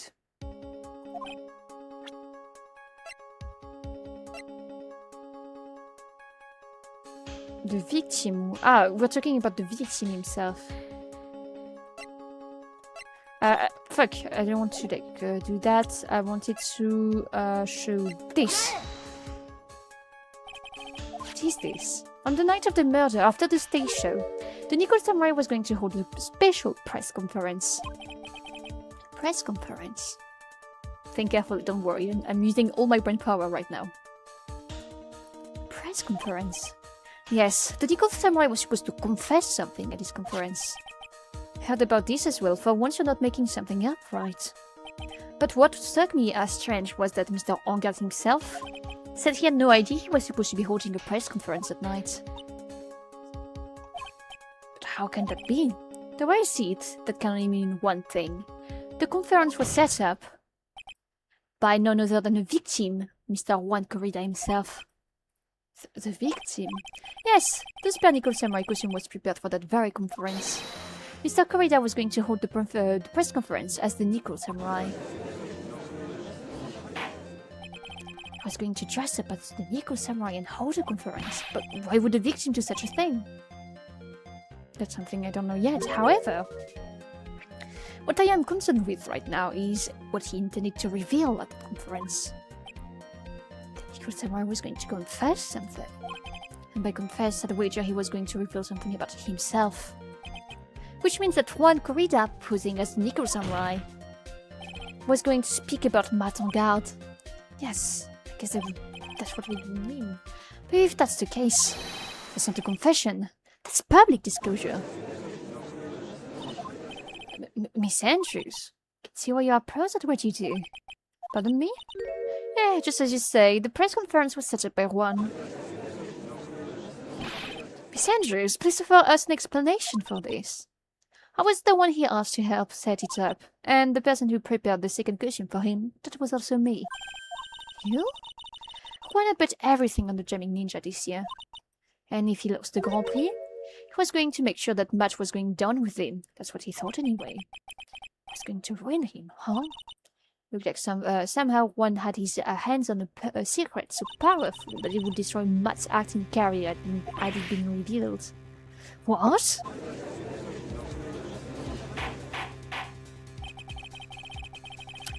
And do you know what the secret is of Mr. Angard, please? That's something only one knows. I don't know what it is. I see. I have probably been coming off quite suspicious to everyone, but that's to be expected. I've been trained to protect Matt, after all. Protect Mr. Angard? And yet again, another strange bit of truth comes to light, it seems. Miss Andrews, if you could please tell us the truth about your behavior. Guess you know I understand. Ah. Another testimony. A lot more carefully thinking ahead. Careful thinking ahead. From the moment I saw the crime scene, I had a feeling that Matt was the murderer. Matt had to kill one no matter what. And he didn't have an alibi for what he was doing at the time of the murder. My thoughts were confirmed by the evidence, of course. The bottom and the knife. I'm Matt's manager, so I felt that I had to protect him. Getting closer we are. This does account for everything. Well, I'm a logical type. We're finally seeing her true self. She's more nervous than a scared rabbit. If the defense can find no fault with this testimony, I am ready to make a ruling. Please keep that in mind as you cross-examine Mr. Wright.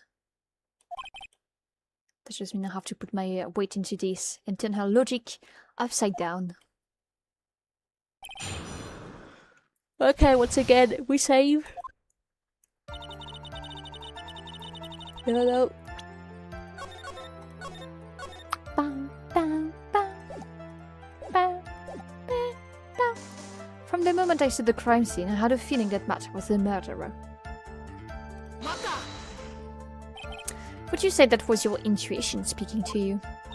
Don't confuse my methods of reasoning with your own. Particularly by willingly setting up the conference so one can ruin his career, that doesn't add up. I agree. If you want to prove that someone did something, you need three things. Three things.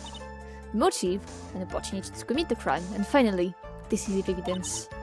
And if you think these three things through, the answer becomes quite clear. You should have already known that, Phoenix. May I continue now? So, would you say this need came from the press conference?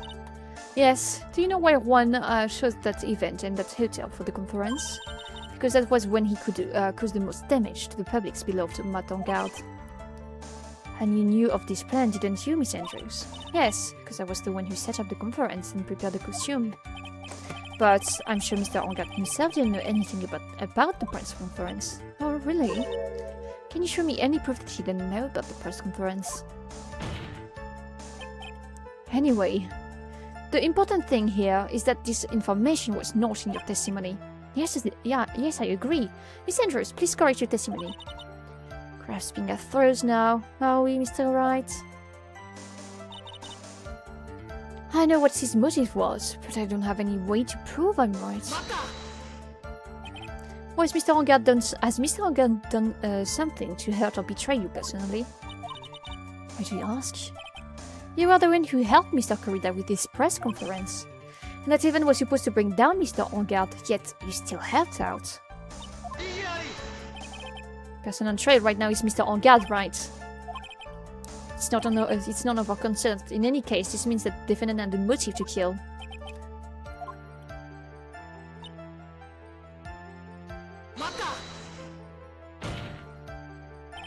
But didn't you testify earlier that Mr. Angad was taking a nap in his room? Are you telling me now that 2 was a lie, so you could cover for Mr. Angad? I'm not telling you anything of the sort. When I went to get him for the show, he honestly was sleeping. However, whether he was sleeping the entire time, I cannot say. I was too busy setting up the stage at the time. Keep trying, but I can find no flaws with what Miss Andrews has said. I can say the name for some people here, say the same for the people here in this courtroom. He's glaring at you, smart guy.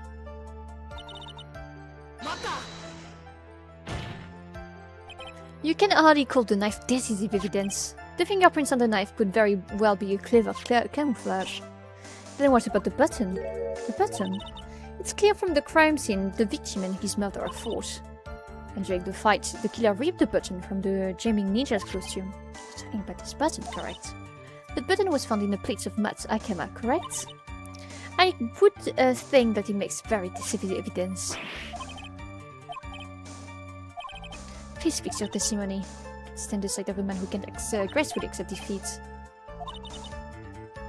An icy stare, yes.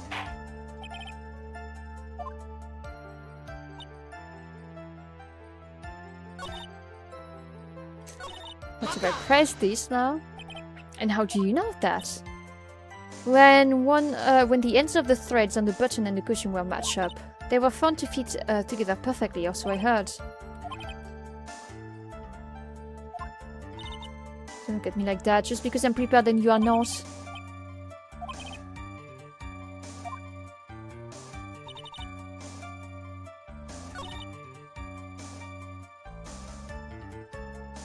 I didn't know you were gonna switch to Ace Attorney today. Hello, random guy. It's because it was not something I expected.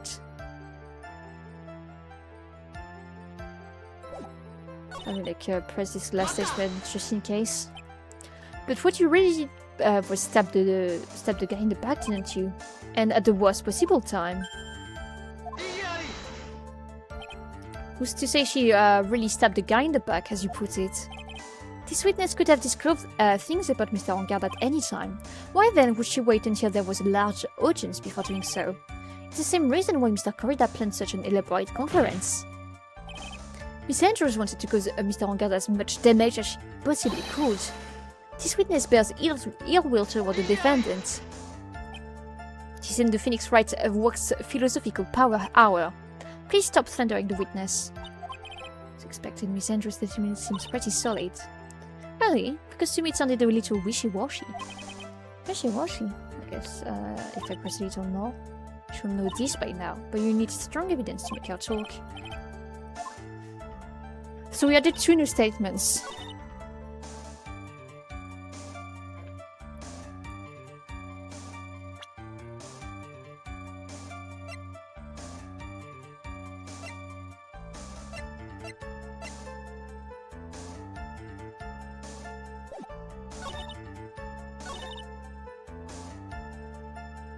I want to like free press this.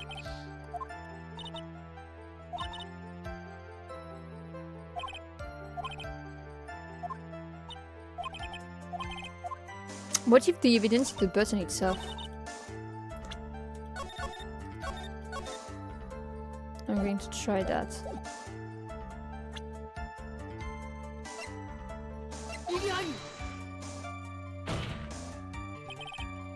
It's not that. It is not that.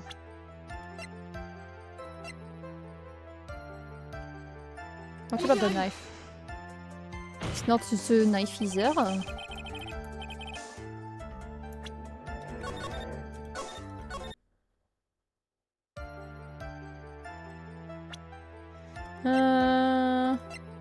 Is there anything on this picture?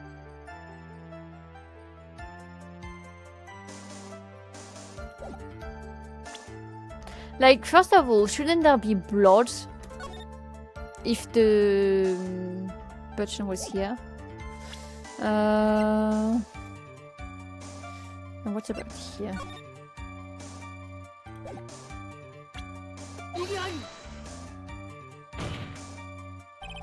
So this is not the right piece of evidence either. Mia is just here for emotional pressure, exactly.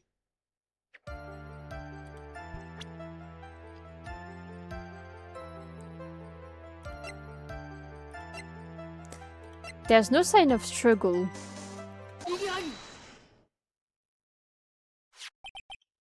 This is the victim autopsy report. It clearly states that the cause of death was strangulation by a scarf.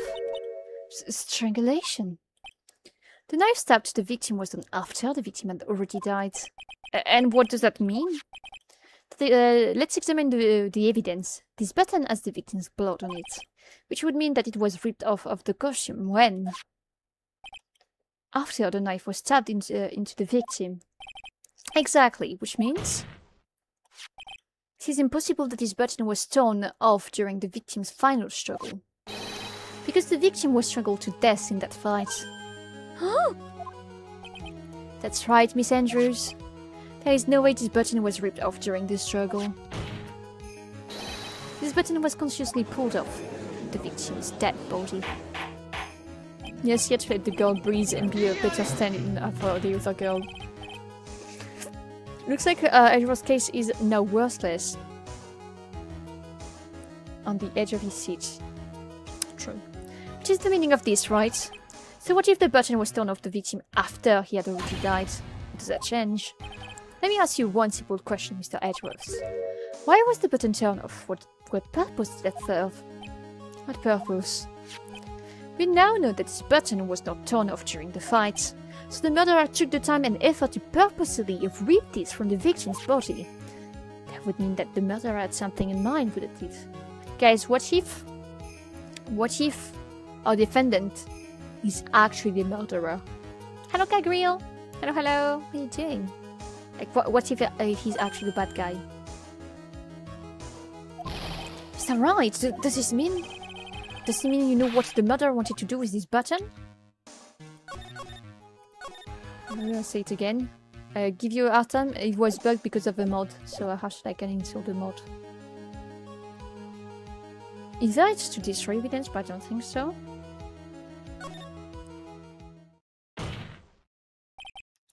There is only one logical reason for doing something like that, was to pin the crime on Mr. Engard. Engard. There is no way anyone would put a blooded button in their own pants. That's right, Mr. Engard was set up. By the real killer, of course. And the real murder is... Well, Mr. Wright, who in the world is the real killer, then? Finally believe I managed to bring this trial all the way up to this point. Phoenix, you can't let your guard down yet, not until the very end.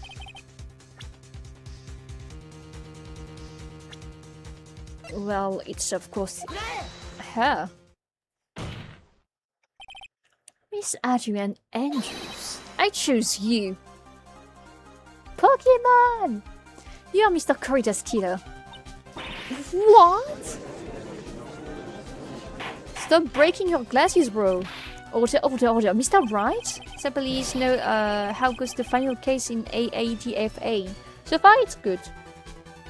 It's a very grave matter. Do you have any evidence that supports your charge? Any evidence? All the evidence points to Miss Andrews. No, I'm not doing the noise again. How many glasses does she have? 10. I don't know. How preposterous! You can't stick any of that on me! I can't? Can I? Would you care to test me? Then what about this knife? The knife was used to stab the victim after he had already been strangled to death. It was used to throw suspicion onto Mr. Engard, naturally. The knife covered in the defendant's fingerprints could only be taken from his room. And the only one who had dinner with him and knew which knife to take was you.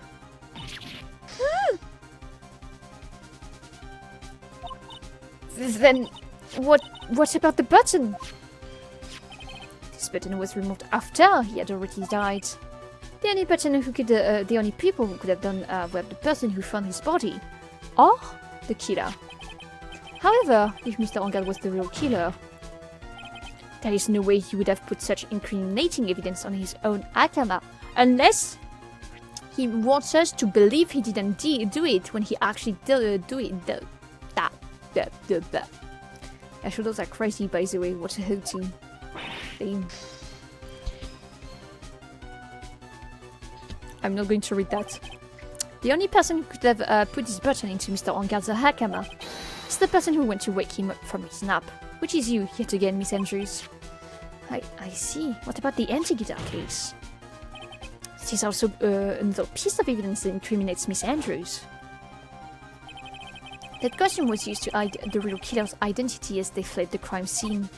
Now, who could have known that there was such a costume inside the guitar case? Could only have been the person who prepared the costume for the victim. That person is you, Miss Adrian Andrews. No, But Miss Andrews' fingerprints were nowhere to be found on the case. It was you who proved that. She was not wearing clothes at the time. That's right. That's because she did not intend on leaving any prints. If anyone had found out that she had touched the case, they would have asked her why. So, to avoid leaving any prints, she used a towel or something else to open it. But the glass of tomato juice is a different story. Miss Andrews purposely left her fingerprints on the glass to show you that, yes, indeed, she was the classic day's discoverer of the dead body. And to top it all off, there is this photo. A photo of the killer as they exited the scene of the crime. No reasonable person on earth can believe this Nico samurai is Mr. Engard. He would be much too short for his own costume if it was him.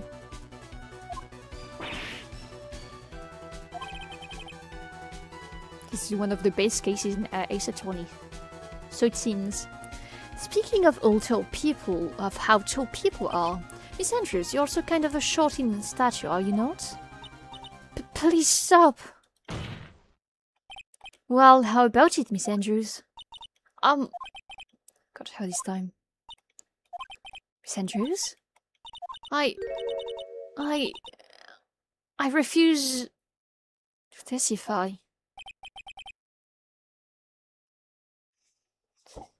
Elise is really enjoying this case, judging by the sound. Fuck you. What was that? There's a law. Says I can be forced to testify about something if it can incriminate me. Well, yes. You're absolutely correct, Miss Andrews. The law does provide us with a way to avoid self-incrimination, by allowing a witness to not testify if the witness can cause damage to themselves. What? Pleading the fifth is not something most people would think to do on the spot. Actually, thinking back to yesterday in Mr. Engard's room. Adrian Andrews. Yes? Think hard about what we discussed, understood? Alright. That's it. That's when Francesca planted this idea into her head. She must have told Miss Andrews not testify if things look bad. You did a good job proving everything up to this point, Phoenix. But there is still one thing you haven't done. Something I haven't done?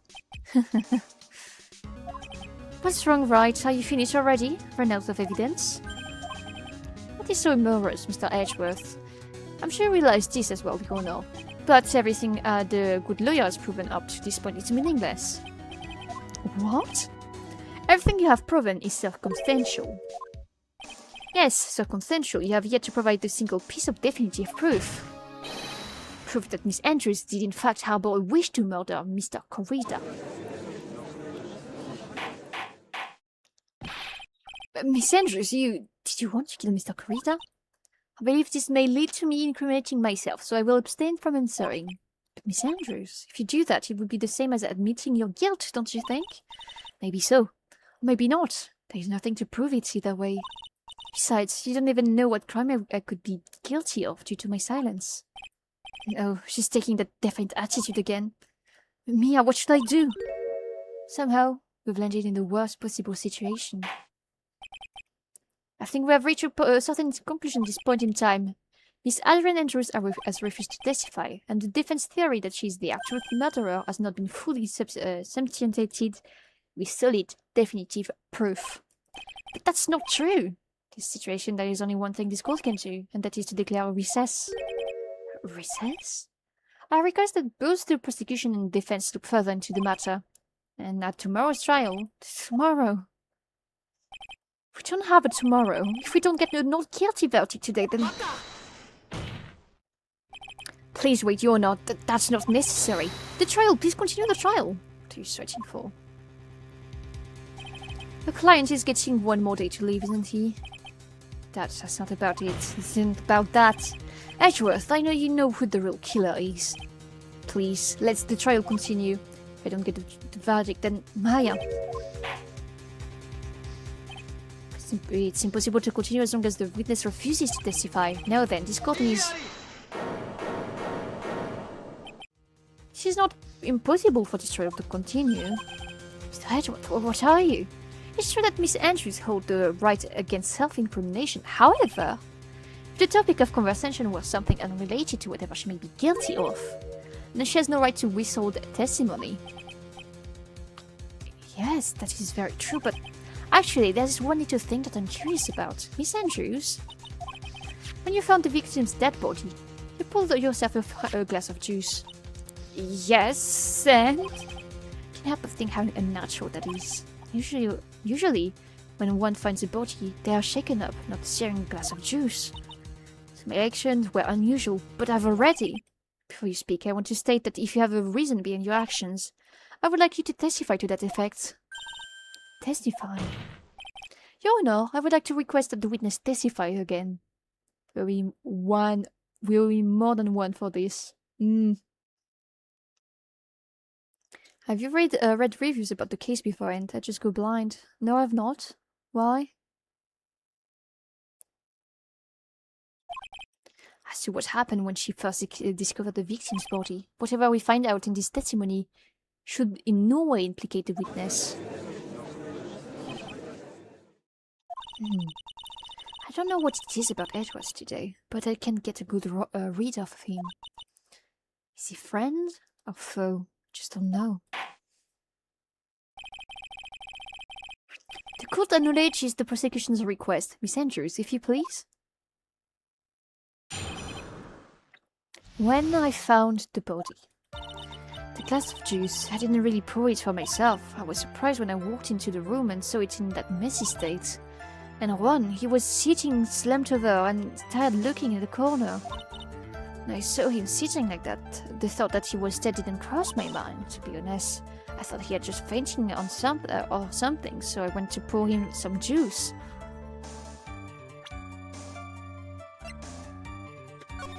Yeah, that definitely looks like someone has fainted with a fucking knife in their chest.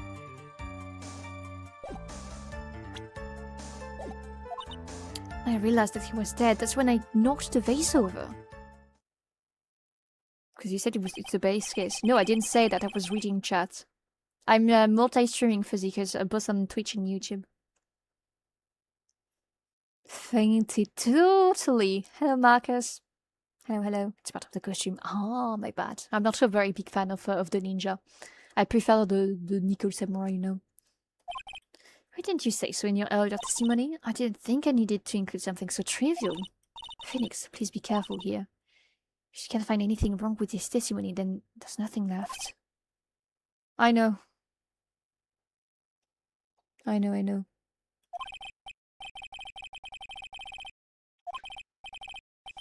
Now then, Mr. Wright, you may begin your cross-examination. Yeah, I would say scum here.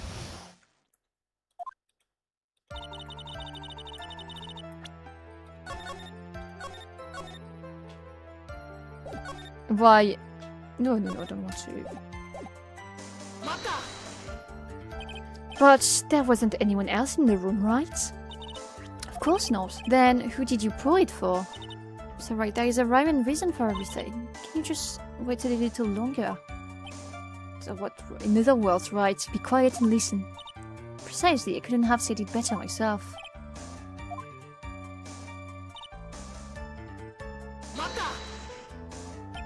So it was a mess? Are you sure it wasn't messy because of your fight with Mr. Corrida?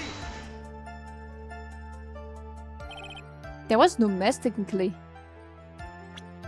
Like, the only mess in the room was the mess she created. Otherwise, the crime scene was not messy.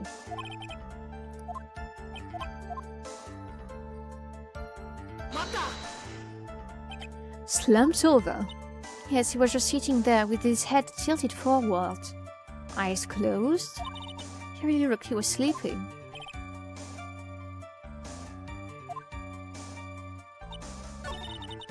I'll present the picture here first. And if it's not the picture, I'll present the knife. Oh, I'll present the knife first. Okay, what's not the knife?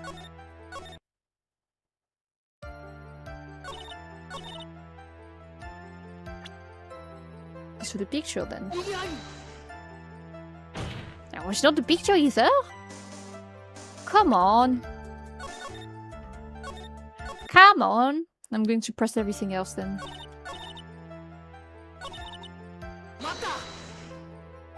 Then what did cross your mind? I thought maybe he had smashed everything up in anger because he lost the Grand Prix. And then felt tired after his rampage, so he decided to take a nap. Anyways, that's what I thought. So I didn't think he was dead at all. To be honest, I thought he had just fainting, so I went to pour in some juice.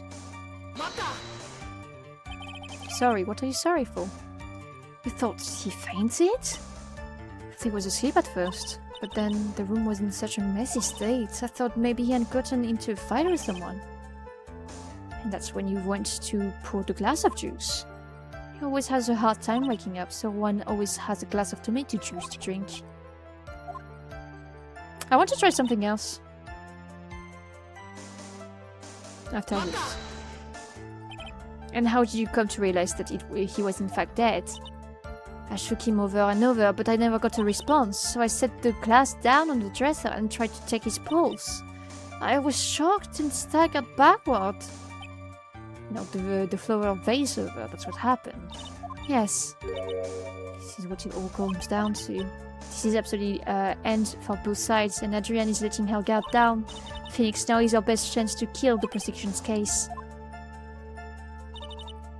I mean, there was no prints on the victim's body. Like, there were...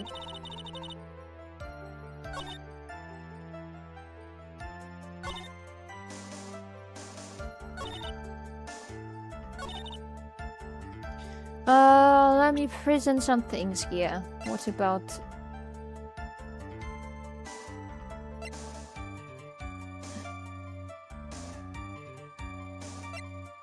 the case? No, not this.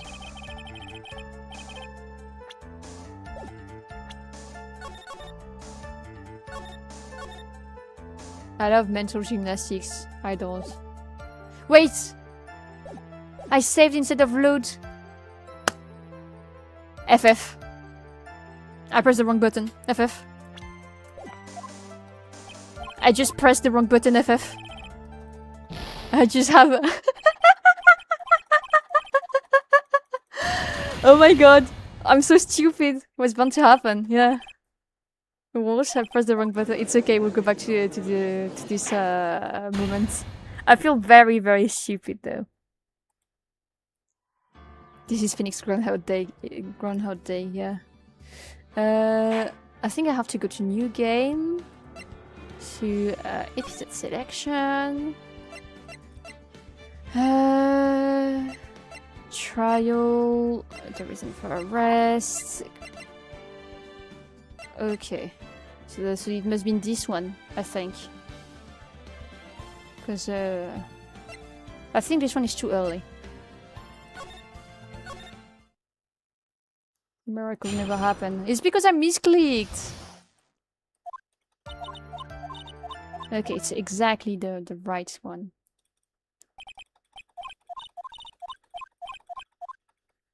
Scuff safe coming. Oh my god. Let me just like take a piece, honestly, guys. I'll be right back.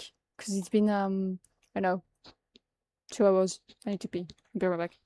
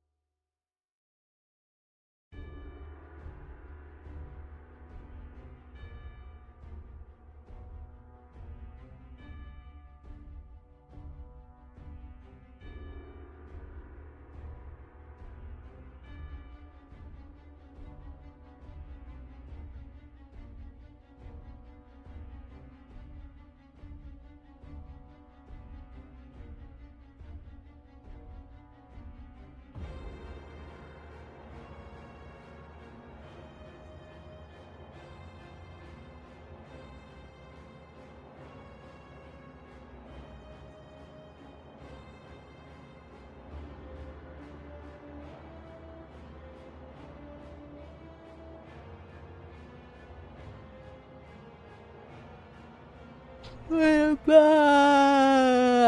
And yawning. Hopla. Hi. Hi. Hi. Please. Always. Denise cooks herself. You'll get it next time. I hope so. I need to drink water too.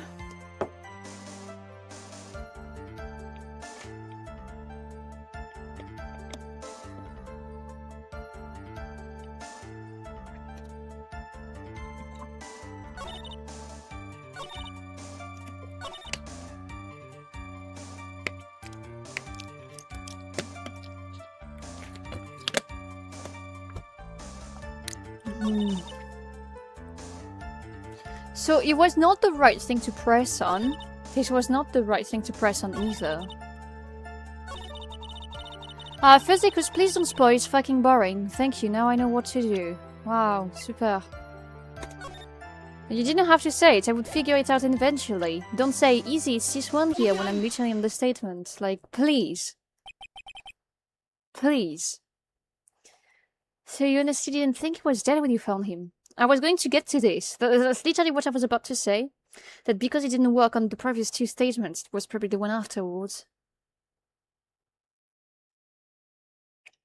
So you honestly didn't think he was dead when you found him? No, not at all. Even though this is what you saw when you discovered the body. What is the meaning of this? Isn't it obvious or no? There is a knife sticking straight out of Mr. Kurita's chest. Anyone who saw this scene would have immediately thought that that was a dead man. Oh, that's... well, you see... I don't know if a single person in the world would mistake this for someone who fainted. And then so nonchalantly go pour something to drink. Your point is, Miss Andrews, the testimony just now, it was all one giant lie. And your lie has proven one very thing clearly. One thing very clearly. And I pass out with my knife lodged in my heart. Oh no.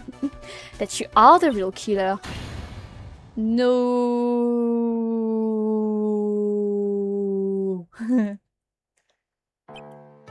Looks like the defense has somehow brought the ugly truth to light.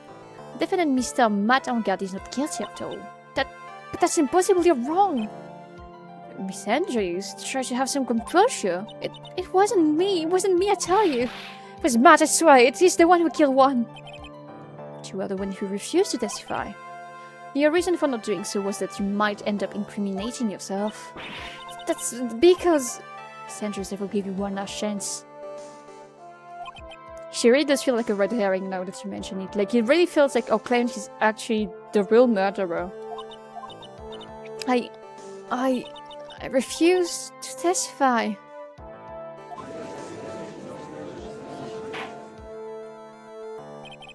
Then there is no need for the court to continue any further. Sir Matanga's innocence has been clearly demonstrated. Is it over? Have we found the truth at last? Strong Phoenix. Usually, the real killer confesses his or her guilt. And now that I think about it, this is the first time someone hasn't. Now then, I would like to hand down my verdict for Mr. Matt Angard. Not. Your Honor, the prosecution feels that it would be premature to pass down a verdict at this time. What? The reason is quite simple.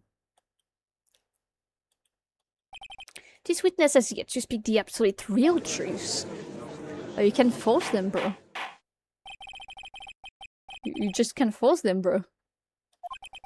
Witness, don't you understand yet? Huh? I don't know who planted this silly idea in your head, but as long as you protect yourself through your silence, Matt will go free, and in his place, you will become the guilty party. That's a lie. I don't believe you. What? I was told if I spoke, then it would be all over, and Matt would never be declared guilty. What is she talking about? Has she lost it? I can't speak about it. I'm too scared. Francisca from Karma. Huh? Don't you remember, Phoenix? Miss Andrews lives by gripping tightly onto the words of another. She doesn't have the strength to believe in herself. Then right now, Miss Andrews is... Yesterday she was tossed to the last saver by Miss Van Karma.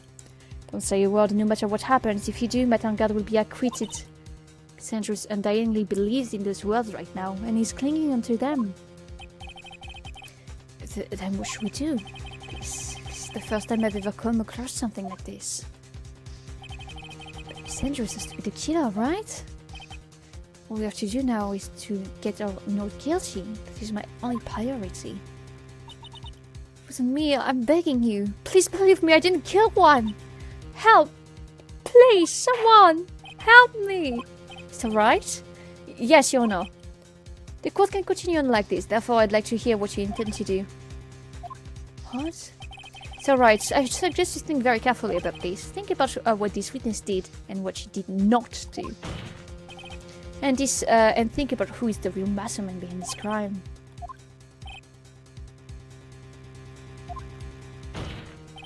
Come on, what will you do?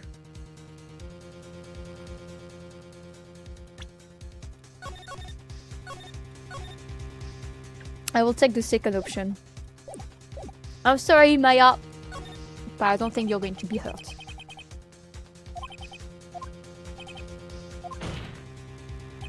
Miss Andrews, I would like to know what you are really hiding. Mr. Wright, are you sure you know what you're doing? Sure, Mr. Angard would get an acquittal, but in his place you would be found guilty. Is this how you really want this trial to end? Be quiet! How dare you! You're trying to trick me! That's enough. I commend you for trying, Mr. Edgeworth. However, it's clear that the defense theory is the truth. You're wrong. What a shame. I had hoped things wouldn't come to this. However... What is it, Mr. Edgeworth? Miss Andrews, since you absolutely refuse to testify, it falls on my shoulders to disclose this to the court. Stop! Mr. Edgeworth. This witness, how should I put this? She has an illness. What? And because of this illness, she has tried to commit suicide in the past. Stop! Please stop! No matter how much you want to hide it, it's no use. I have the evidence right here. That's the second part of the suicide report, the attempted suicide report. What did you do now, witness? You know what I am about to do, don't you? I will now reveal to the court the true nature of the pitiful woman known as Adrian Andrews. I love acting as like someone that's very dispirited and like depressed.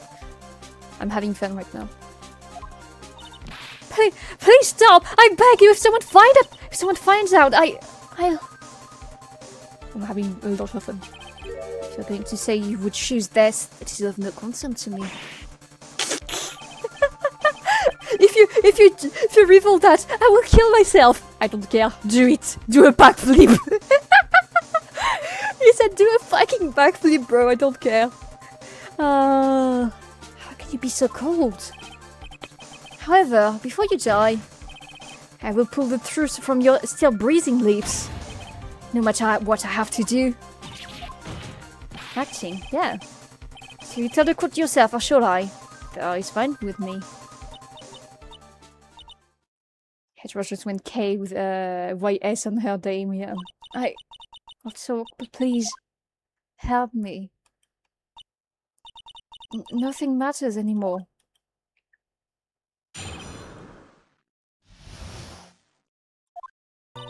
When I first saw him, I really thought he had fainted. Honest. When I realized he was dead, that was when I formulated my plan. Once I made sure there was no one in the hallway, I made a dash back to Matt's room, and then I stabbed Juan's dead body with the knife and ripped off the button. So when I finished and was returning to Matt's rooms, I had a bit of an inconvenience. That's why I ended up using the Nicole Samurai costume. Stab the body with the knife? But why would you do that? Isn't it obvious to pin the blame on a certain person? A certain cowardly man? What do you mean by all of this? It might make this court a little wide, might take this court a little wide to understand, but this is the truth. The real killer is Matt, the scumbag of a man. I never forgive him. He's trying to escape his guilt again, just like last time.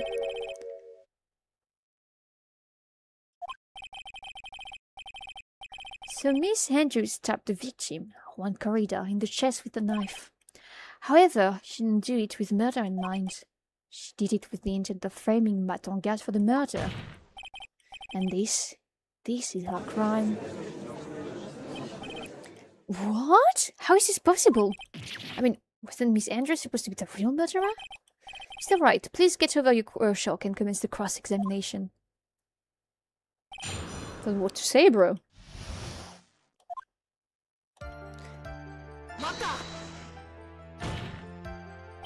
Hello, Koniko! But you could tell from the state of the room was in that there must have been a fight. Are you telling the truth when you said that you didn't know he was dead? He had a scarf tied around his neck, but that scarf is a part of the jamming ninja costume, so I didn't think anything about it was strange. His head was also tilted down a bit, so I couldn't see his face that well. That's why I thought I'd wake him up and went to pour the juice.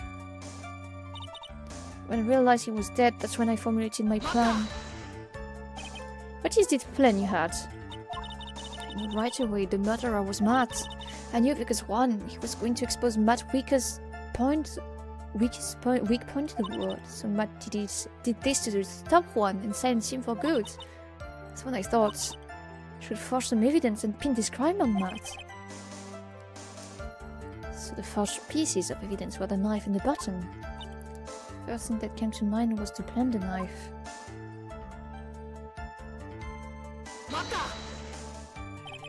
That was so you could get the knife, correct? The knife Matt used at dinner had his fingerprints all over it. I thought if I used that, then the police would certainly turn their eyes towards him. Matt was napping with his costume on at the time. I slipped in, took the knife and returned to the scene of the crime. And then I stabbed Juan's dead body with the knife and ripped off the button. So you were the one to stab the victim with that knife. It gives me goosebumps to think about it now. What a horrible thing I did. But at the time I couldn't control my own body, it moved on its own. And when I stabbed Juan's dead body, I suddenly realized something. If I used the button somehow, I could make Matt look even more suspicious. So you thought to rip one of the buttons and then plunge it in Mr. Angard's hakama? Yes, that's what I had planned to do. Things never got good that smoothly, do they? Just when I finished and was returning to Matt's room, I had a bit of an inconvenience. Inconvenience? There was a woman with a camera at the ready loitering the hallway.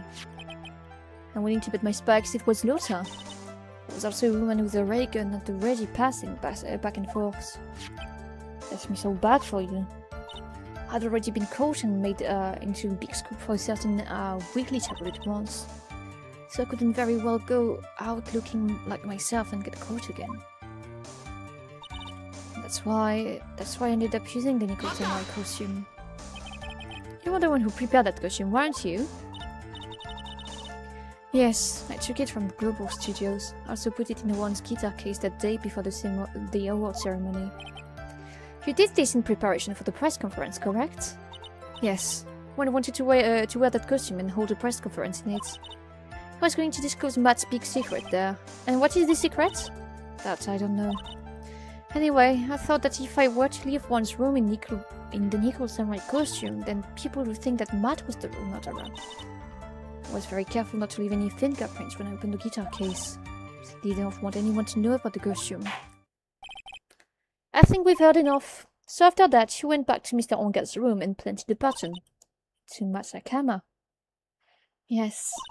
After that, I folded up the costume I was wearing and put it into the bag. A bag, and then I snuck it out of the hostel and got rid of it. My word! What does that all mean? Mr. Edgeworth, is it? The real criminal is Matt Angard. Yesterday, that woman prosecutor sat me down for a talk. Jessica, huh? She said that I should under no circumstances confess to what I had done. That if I just kept quiet, then Matt would be found guilty for sure. I had no choice but to believe in her words. What this witness has done is clearly unlawful. However, as long as her testimony stands, we can be certain she is not the real killer. Wait, Your Honor. Different still. Right? It's pointless. At this point in time, it is not possible to indict Miss Andrews on anything. Yes, exactly. There isn't a single piece of evidence points to her as a murderer. The cross-examination of this witness is over, and so is today's trial. So if Matt's the real culprit, it means that when this woman died 2 years ago, which was, by the way, before the rise of glory of Matt, because he's been a hotshot for like 1 year, by the way. Before that, there was a Steel Samurai. So when that happened, he did something bad to Miss Celeste in PAX. And when Celeste killed herself in return, one corrida saw the notes and then reported to the police and kept it. I don't know, it seems weird, bro. Like, if Matt is the real culprit, we'll need a lot of evidence to prove it, because for now I cannot see him being the culprit. Like, they're telling me he's the real culprit. The game is telling me that. But it doesn't feel like it. It doesn't feel like the woman is there now, but, you know. You couldn't establish that the witness was the culprit. Please let it go, Mr. Wright. But... Mr. Edgeworth, please place Miss Andrews under arrest for further questioning. Understood, Your Honor. The prosecution will arrange for a detention immediately. That is all. Court is adjourned for today.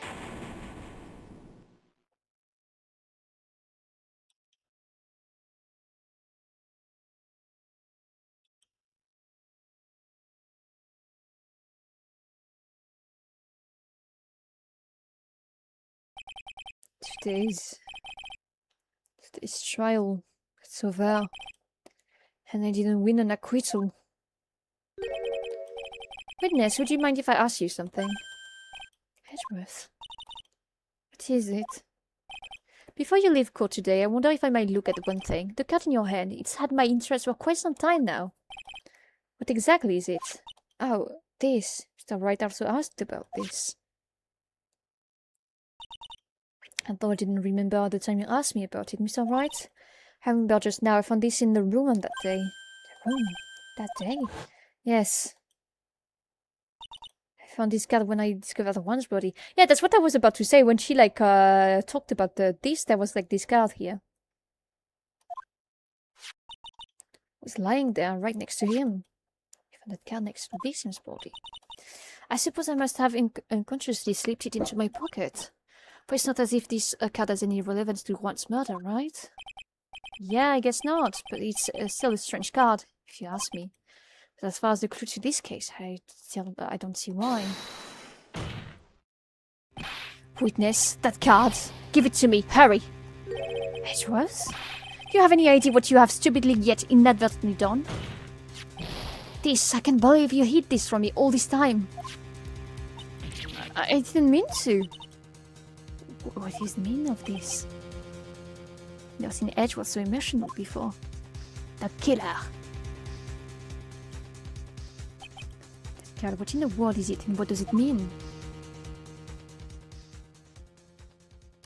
Okay, let's continue for now. For about like 1 more hour and then we'll stop. And it's bad when Edgeworth panics. True. True, my buddy. My buddy bod. March 5:24 p.m. Right and cold offices. Mystic Maya! Mystic Maya! There, pearls. I can't take it anymore. Look, it'll be alright. Everything may still work out. The condition was that we had to get a not guilty verdict. And so far the kidnapper has kept his word and hasn't hurt Maya. And he wants her because Mr. Engard hasn't been given a guilty sentence yet. Cheer up, we don't have time to stand around crying. We have to get going. You're right. Mr. Maya is in much more pain than I am. Yes, that's right, so? Hey, you guys, God, I caught you, pal. Mr. Scruffy Detective? Oh boy, looks like Detective Gumshoe has been dubbed Mr. Scruffy Detective in Pearl's book now. She's playing on Mr. Dick Gumshoe now, and I came to talk to you, pal. Kind of busy right now. So what are you going on to do from now on? What do you mean, pal? Well, you've been fired, right? You have a new job lined up yet? Oh, Dad, what am I supposed to do now, pal? I don't have anything coming in at all until my next payday. What are you talking about? I have another payday. Because that means I'm just gonna have to work here at your place, pal. Say what? We're searching for things that will prove Mr. Engard's innocence all day, right? Well, yeah. So yeah, I'm going to help you, pal. Got lots of experience investigating and watching other people's places. And I'm great at making really simple meals, pal. I'll take care of it all. Come on, Nick. Let's let Mr. Scruffy Detective take care of things. Okay. By the way, what's your best dish? Instant noodles, pal. Why am I surrounded by people who only eat cheap and healthy food? That was the first time I've ever seen Mr. Edgeworth act like that. I never thought he'd say something like he didn't care if Miss Andrew killed herself. He said that? That's horrible. I cannot do Pearl's voice very well today. My voice is already like damaged, let's say. Okay, so Edgeworth probably isn't the killer then, yeah. But because of him doing that, we got the truth finally. The truth. Miss Andrew's last testimony, I wonder if that was the truth. I'll give you that there was nothing strange in her testimony itself, but I still think there is something fundamentally wrong with the whole thing. I mean, about that thing, pal. Why would you want to know? I mean, I almost need to find Mr. Engard. Hi, Elise. Hello, here's Bri. How you doing? I couldn't figure that out from anything she said all day. Then you're saying that testimony was a lie? Not a lie per se. It just feels like there's more here than meets the eye. Well, that's what Edgeworth would say. That's such a dirty trick. Even the woman prosecutor was no better than that. Francesca Von Karma. Speaking of Miss Von Karma, do you have any information on her condition? Wasn't she shot this morning? Son Karma was shot today on the way to the trial by a pistol, pal. But she's going to be fine, right? The Edgeworth said she was in a stable condition, but... Well, she was shot in the shoulder, so she's okay and still hanging in there. They should be done taking the bullets out, so she's probably resting at the hospital. Which one? Are you going to visit her? No, I was thinking... I wasn't thinking it. Oh, you actually got her heart, don't you? She looked like she was being tortured to death not being able to go to the trial today. So maybe it'd be good for her if you went and let her whip you for a bit, pal. Let's go let her whip us, Mr. Nick.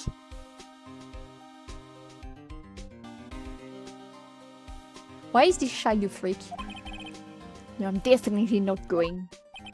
Let's see. The name was the hospital. Oh yeah, the Hoti Clinic. Wait, it's the clinic from Maya's case, right? From the second case of the game. Oh, I guess I can have to stop by and say hi. Thanks, present to you, bro. I didn't say shit.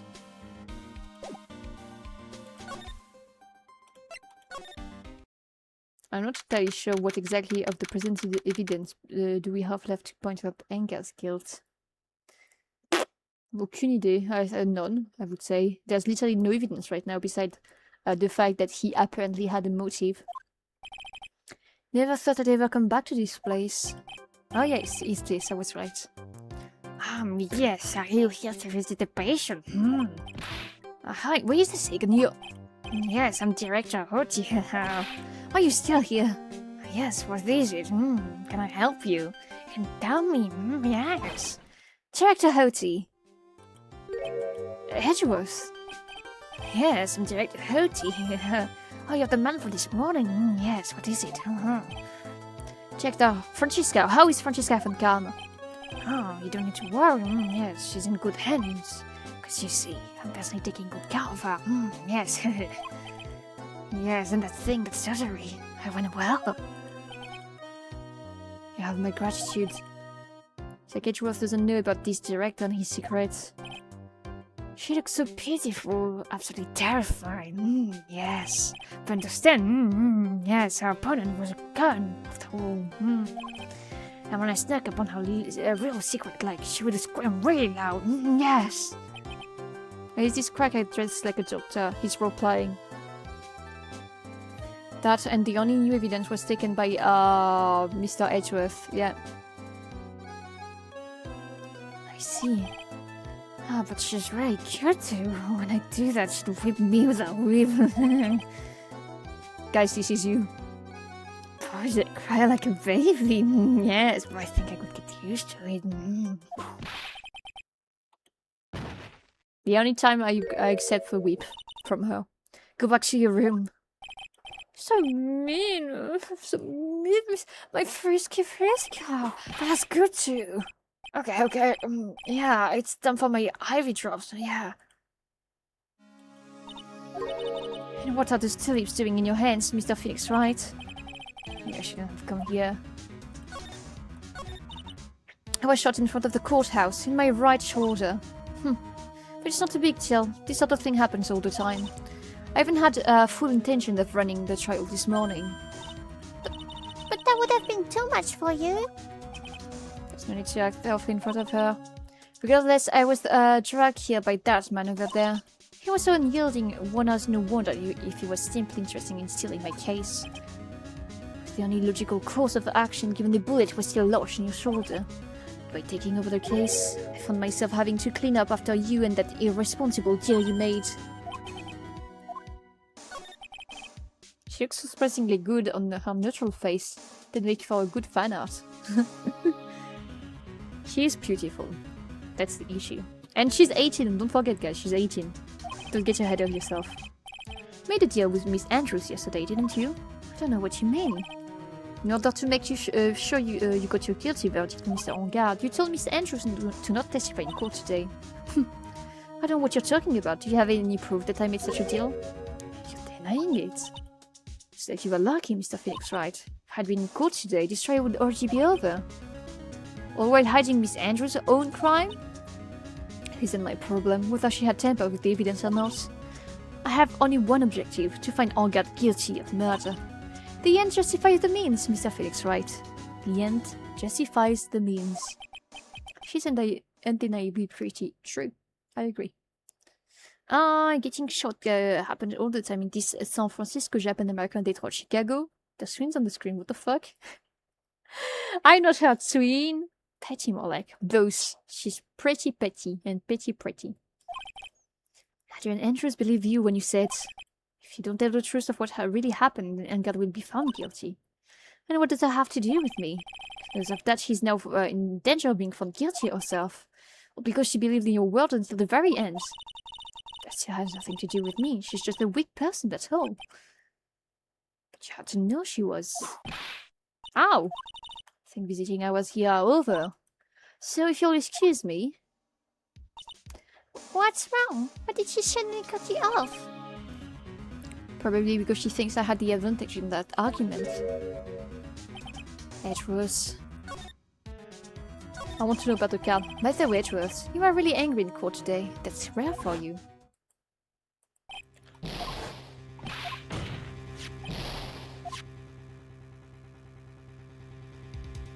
That card, what in the world is it?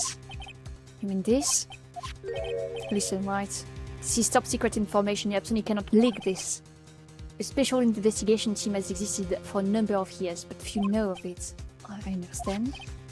Their task is to find the owner of this card, a man called Shelley the Killer. Just as his name states, he's a killer, an assassin. The best at that. An assassin?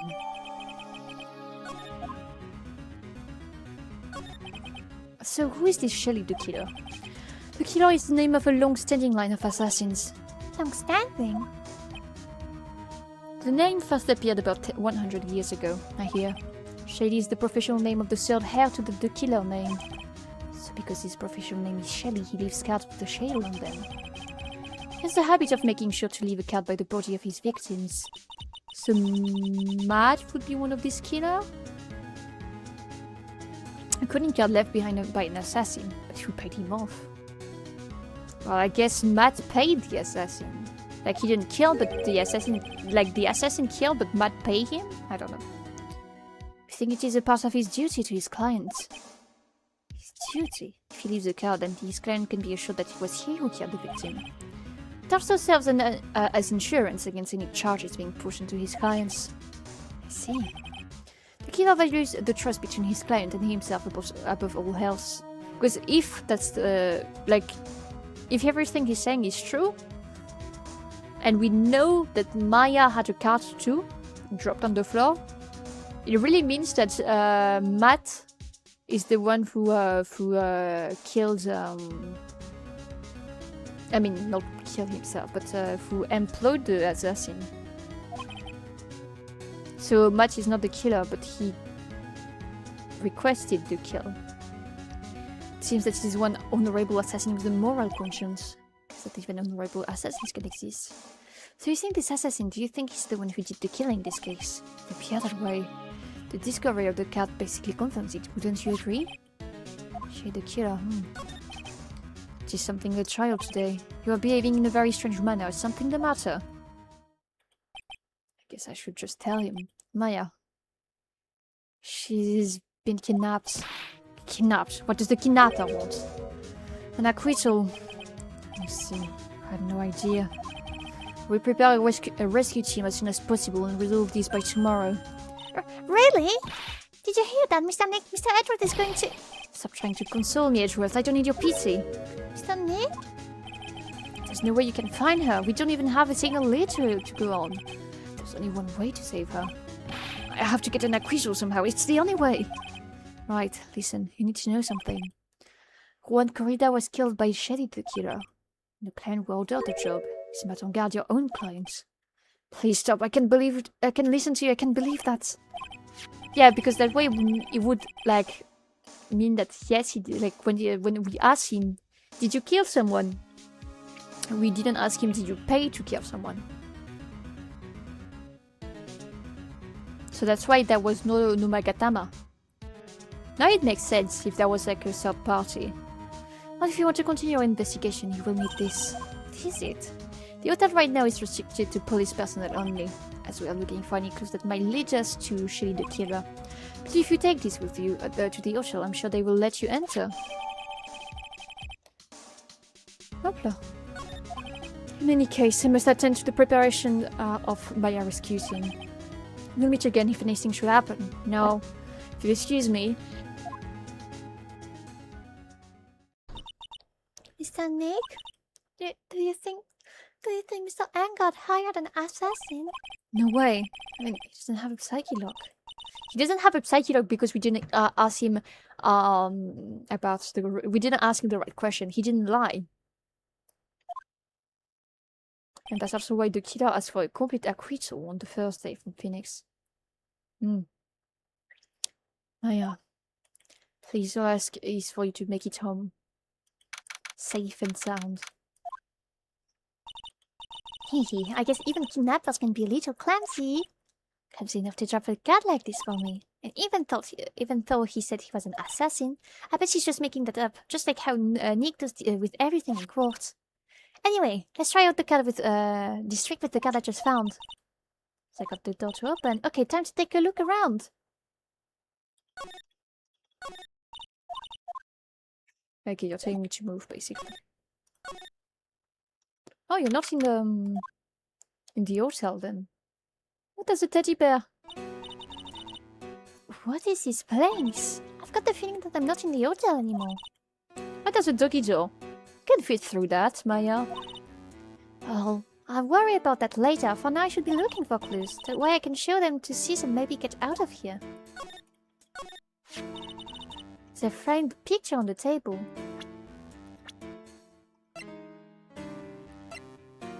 Celeste impacts. It's a picture of a woman. She's kind of pretty.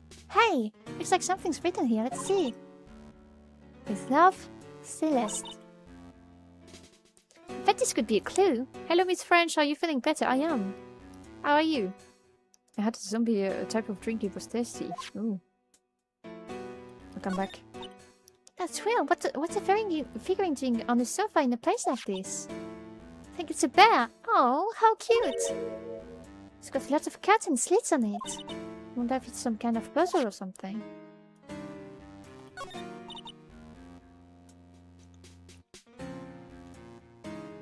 An antenna, I guess. And this is a VCR. There's sure lots of electronic gadgets here. But what is this antenna doing here? Doggy door. Locked, of course. And it doesn't look like I can use the cat to open this. If only I was a little skinnier, then maybe I'd be able to crawl through here. Okay, simply you will not do. I cannot have you wandering around that wheel. It seems that your Mr. Wright is truly concerned about you. Yes? For now, I would suggest you remain cooperative. If you can help, there are ways in which I can help you. Ways? You mean... Dead men tell no tales. Is that how the saying goes, correct? Dead? I'm certain I told you on the first meeting. I am an assassin. No way, you're lying! I'm an assassin. People are not always who they appear to be. Nick. Is that Nick? Oh yes, pearls. Mr. Edgeworth has left, you know. Guess for now I have no choice but to believe in Mr. Rangard. But I think I should listen to his story one more time. Alright, let's get going. Okay. Let's move to the detention center. I'm sorry, but visiting hours are over for today. Oh, I have so many questions I need to ask. I'm sorry, but I'm Phoenix Wright, the lawyer from one of the... Oh, you're Mr. Wright, you say? Oh, here, there's a message for you. Message? It's from Madame Garde. Ah, here you are. what did he write? Is it something really important? I don't know. Well, let's see what it has to say. To Mr. Lawyer Jude, I've got something really important to tell you. Oh, Mr. Wright. So actually, I have a favor to ask of you. I have this cat named Shu. Didn't put a lot of food when I left the house, so he's probably pretty hungry. You think you could drop by my house and feed shoe for me, dude? My house is a little ways from the hotel, right? This is terrible. Let's hurry. We have to feed his cat. Ah, that's what happened with Claire Obscure since I was gone. There was a bug, so I couldn't play it correctly today. I have to uninstall the mod. I'm sure poor Shoe's stomach is growling by now. Yeah, I guess. Cleanse request is a request. Guess I should go check up on his cat.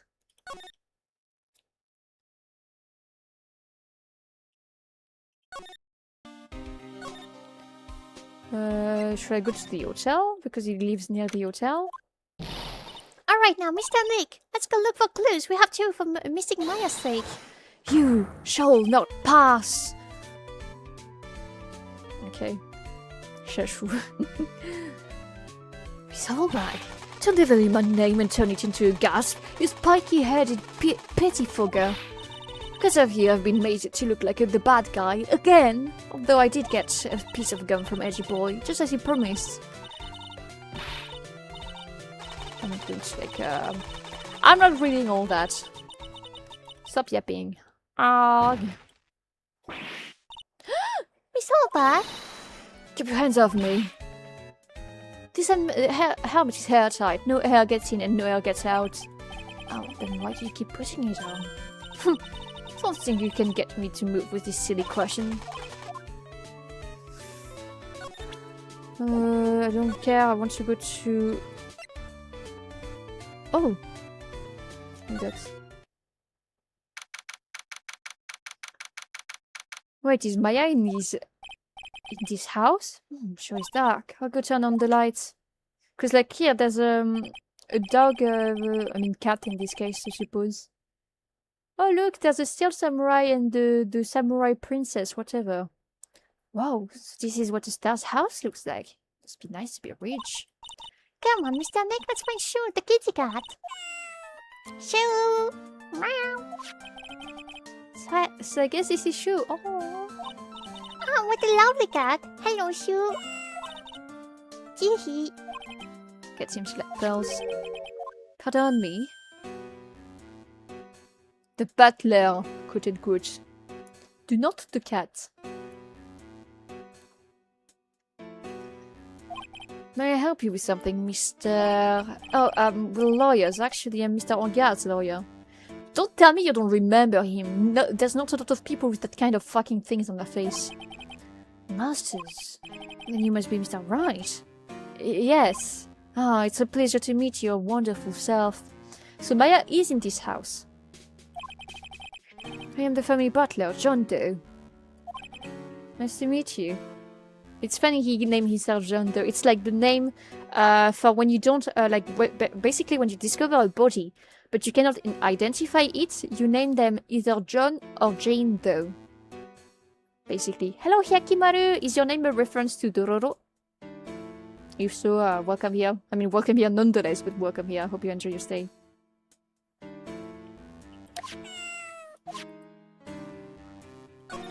Let me ignore him. There's a small door at the bottom of this picture. There's a small door at the bottom of this picture, though, Nick.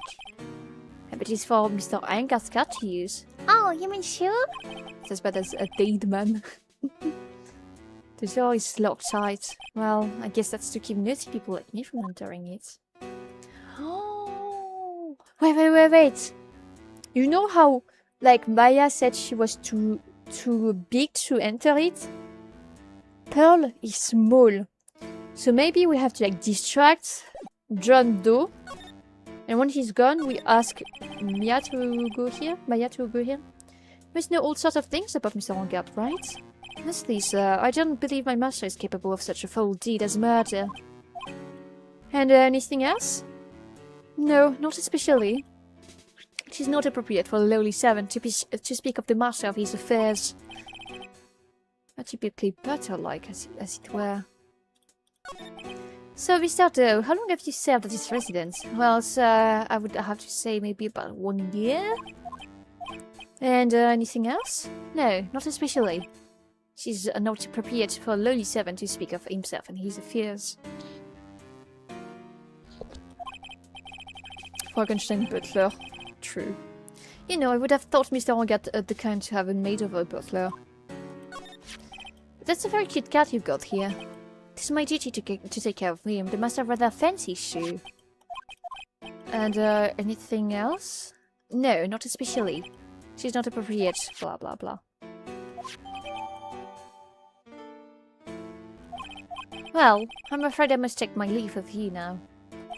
Oh, we should probably get her going ourselves. Ah, so young and yet already so accomplished a master, though. But there is also a lot to be proud of being a butler in charge of the house now. Thank you for the compliment, sir. People are not always who they appear to be. Now, if you'll excuse me. Meow. Go here. Go here. Wait. Maybe. Wait. Oh no, you're here. I wanted to talk to Pearl. Oh yeah, do you know about this card? Card? The Edgeworth for some reason when Pearl didn't he saw this card. Hey, I know what is this, pal? Too? But what, when you look at it, I'd say it's a picture of a shell. That's it? Oh yeah, that's right. So Edgeworth really likes those, cooked snail things. What are they called again? Escargot? Yeah, escargot is just the translation of snail, you fucking idiot. Could just say snail, it was enough. I think we just solved the mystery of where Mr. Edgeworth fetched on Bell, right?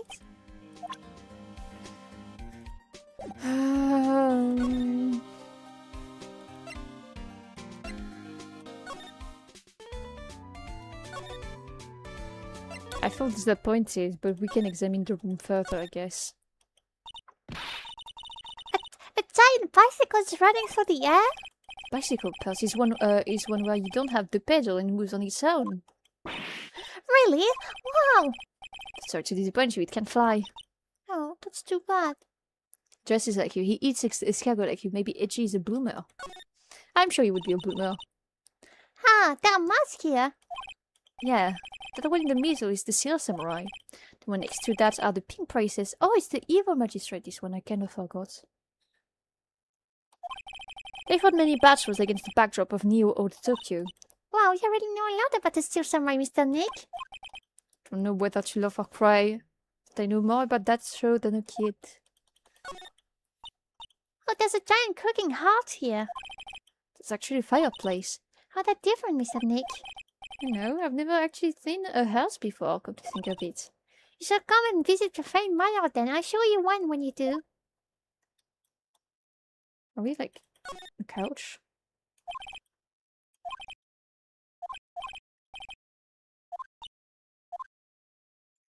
I think we like checked everything. Yeah, there's a room. There's another door over there.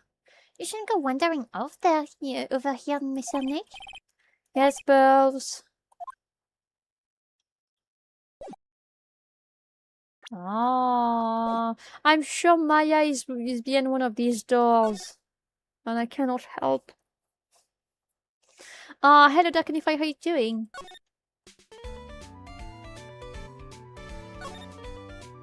Okay, so I have to present you with this.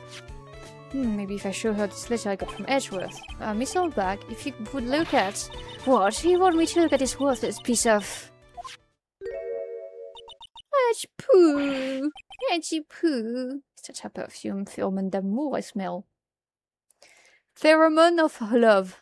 That's what it's spelled. Pig game, also pig design. Thank you, Capsize Connoisseur. Let's see here. Would you please allow this unsophisticated young person to conduct his investigation? Yours truly, Miles Edgeworth. Yours truly? Oh, that man's good at flattery. Fine, but only because Edgy Poo said so, you understand?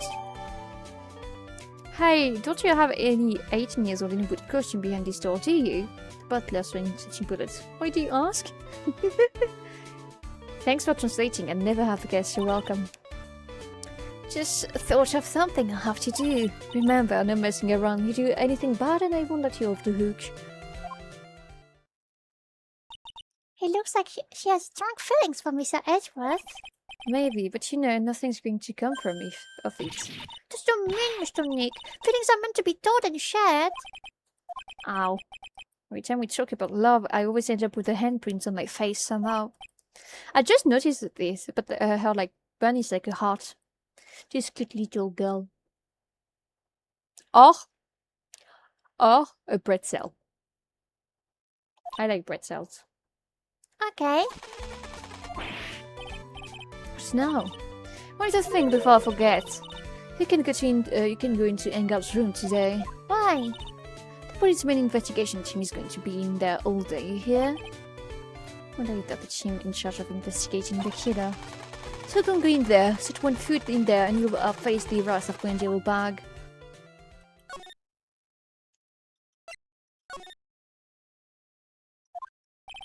It's like we're the only one here today. And yet the hotel seems so busy somehow. I too like pretzels, they're nice. I ate spicy chicken pretzel last weekend, good stuff. Ooh, that sounds great. Don't think there's anything else still here.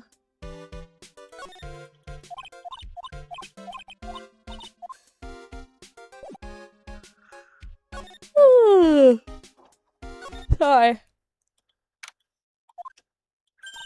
Hey, city boy! Lotta, you're still here? Reckon, course! Investigation photographer eats her stars on her ability to snap up the scoop, yeah? And this hotel just had that aura of mystery. You know, like something's always about to happen. But do you have a camera? A given? Photographers gotta have cameras out the ear that can't be a real pro, you know? So I'm hanging around here. Speaking of camera and feeding the mouse, do you mind? Do you have mine, you bright thief? Okay, let's see everything she has to say. But to ask you about the night of the murder. What, you're really gonna shell out the bucks for the info guards? Lotta, you are loitering the hallway the night of the murder, were you not? Well, kinda, but brace yourself and here it comes. I didn't exactly hang around here the entire times. Got a few autographs, shook a few hands, had a soda pop with a few of them too. The security lady who wasn't in this hallway also wasn't in this hallway the whole time either. Guess this means there's no one who can tell us who came and went that night. So about the note that was inside your camera case. Oh, the Delia wrote. Yeah, can I believe what you've written? I mean, the stuff about Engel showing his manager Lady into corridor? Yeah. Well, I reckon you're best to not be believing that. What? Look, I sort of wrote that on a whim, you know, writing whatever came to mind. Whatever came to mind? Yeah, when you get down to it, it's just a lot of random bull doodles. Hey, what's with ya? Why are you staring at me like my grandpa used to? Huh. Hey, and why do you look like you suddenly got ordered to? Or am I just drinking here? My baby, my $1,600 baby. What's with that red-coated prosecutor anyhow? The guy told me it was evidence and refused to give it back to me. That's kind of how it is. Hey, you're that red coat. You're that red coat's friend I'm here. So put in a few good words for me and get me back my camera. You want me to do that? Listen, like the guy real good. For about 5 hours and I guarantee he'll give it back. Why don't you do your own dirty work? I reckon it's time for me to get going. Every photographer without a camera is just a tabloid, huh? Yeah, I guess so. Keep yourself together out there, you hear? I'm coming to see you in court tomorrow. Okay, I'll see you then. And you too there, little nun. Keep up the good work, okay? Okay. Don't be picky about your food now. Okay. And make sure you do all your homework, you hear? Okay. And if you happen to find yourself a camera, just please leave already. Damn.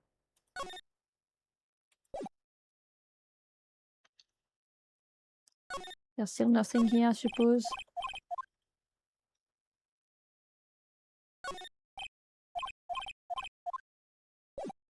And now we move into Corrida's room.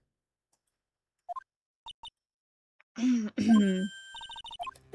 Nick, She said it was a little ghastly morning. I hate it because... I think it goes, maybe it's a demon. Excuse me, who you're calling a demon, brat? Zoinks! It's the alien! Bro, why is he imitating Scooby-Doo now? I mean Shaggy. What are you calling an alien? I just hear Mr. Lubag. What are you doing here? What's wrong with the youngest today? I came down here to pay my respect to my poor Juan. You're disturbing me.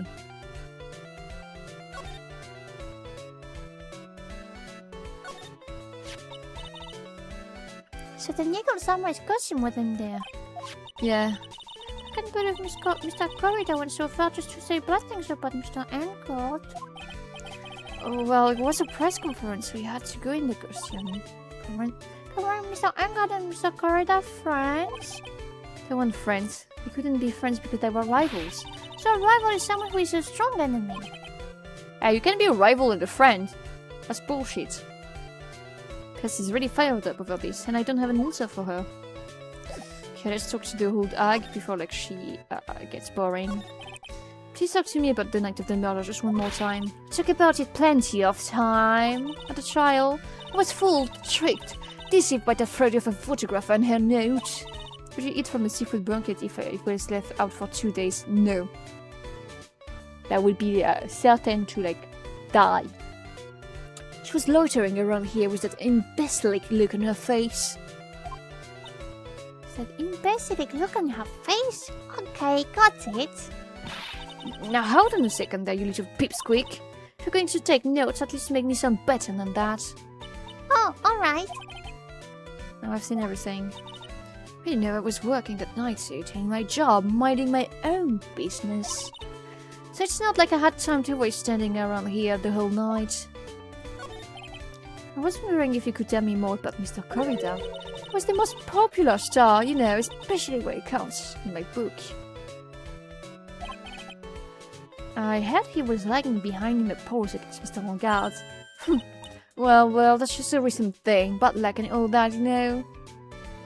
Fuck, I need to drink a bit. My voice is starting to die.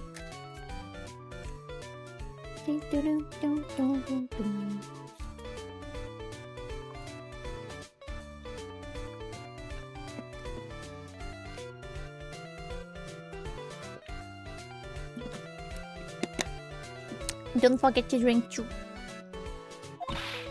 But he was going to become an even bigger star than he used to be. Just look at this mountain of presents. To show up the mountain of feelings that his fans had for him. Yeah, the mountain is pretty big. Oh, sorry. Yeah, the mountain is pretty big and certainly nothing to stick at. Mr. Nick? What is it, pals? Present, they're all bears, right? She's got a point. There isn't a single thing here that isn't a bear. All of Mr. Corridor's presents from his fans seems to be bears. Maybe that's because you can't think of one without thinking about bears. Bears? My bears? I don't know. When my dear Juan was training, he fought barehanded with the bear. He refused to give in and let the bear win, but after the fight, they became friends. Well, what the heck, Mommy? Sorry. Drinking water right now, great. Look, it's just like in this young people's drama. I can see these two turkeys out down by a river going, huh? You sure can fight. You too, Bob. You too. Did all that really happen? It's in his biography, Bob. It's a load of crock. So since then, fans have been giving him bears as presents. Yeah, nice.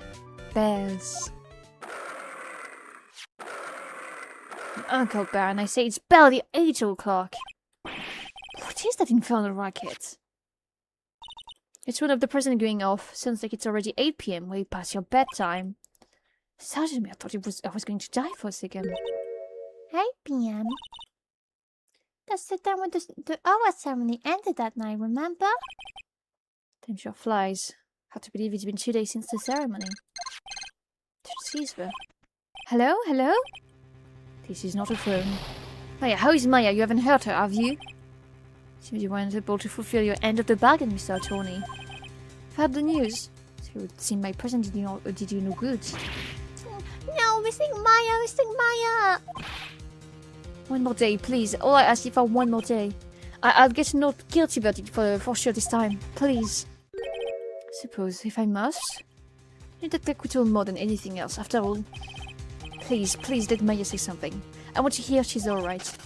Alright, he's little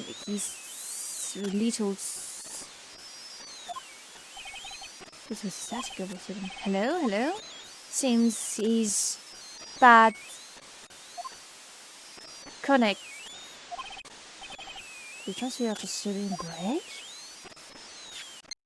Should excuse me. What happened? Don't know. All of sitting became nothing but statics. I hope it's not old bag. If it's old bag, I'm going to kill her.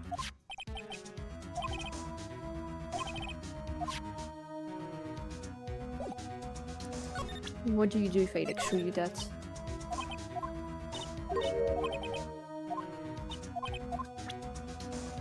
Okay.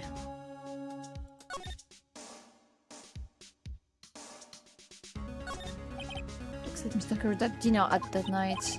Tomato juice.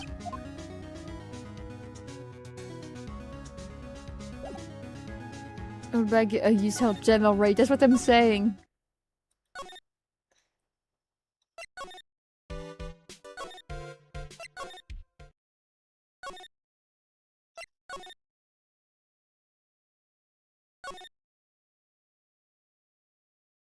Oh, wasn't there a bear here? Oh, the bear, he took the bear when, yeah, the butler took the bear. Oh, wait. No, never mind. I thought there was, that there was an issue with,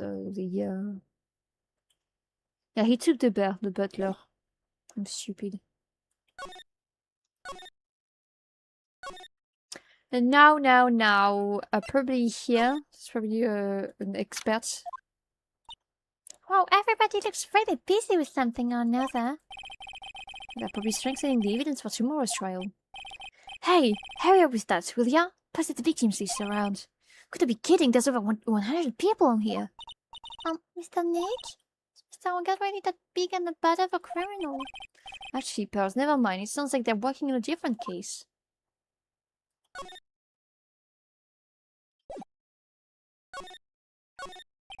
These are the detective desks. I guess the detectives don't spend a lot of time at their desks. What do you have to say this time? Very well. Now, why do you want to work for our company? What I would have to do with because I feel like I would like to help this company grow. Must be doing image training for corporate interviews. This must be one of the chief detectives here. It's glued to his computer screen. What? Prosecutor on camera was shot in front of the courthouse? Who did it? Who shot her? Investigating suspicion that even Gumshoe could do this guy's job. Dang. Maybe here then? Hey, welcome back, pal! I thought I'd make you a little something for dinner. That's nice, thanks. Orangeman Nick shows full course meal out of a can, that is. Sorry, we went through all the trouble to cook, but I don't have the time to eat. Oops. It's because I don't have a can opener, pal.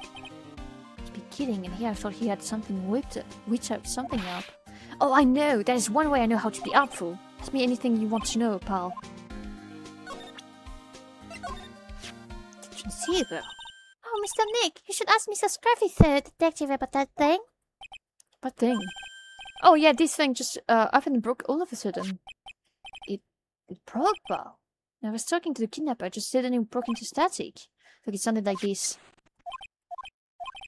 I don't hear any static, pal. Huh? Maybe it fixed itself? Strange, I'm sure it was making a loud static noise. Maybe. Maybe what? Maybe it was electromagnetic interference, pal. Electromagnetic interference? So what is electromagnetic interference? It's something that happens when the radio wave gets mixed up with another signal, pal. This game is a satire for everything true. It's a parody of literally everything on Earth. How can you put it that way? I don't understand what you're talking about. For example, when the cell phone goes next to a computer screen, the stuff on the screen gets kind of fuzzy and starts acting funny, right? Yeah, maybe in the 1990, bro. Not today. Have my computer literally next to my screen, bro. To my phone. computer?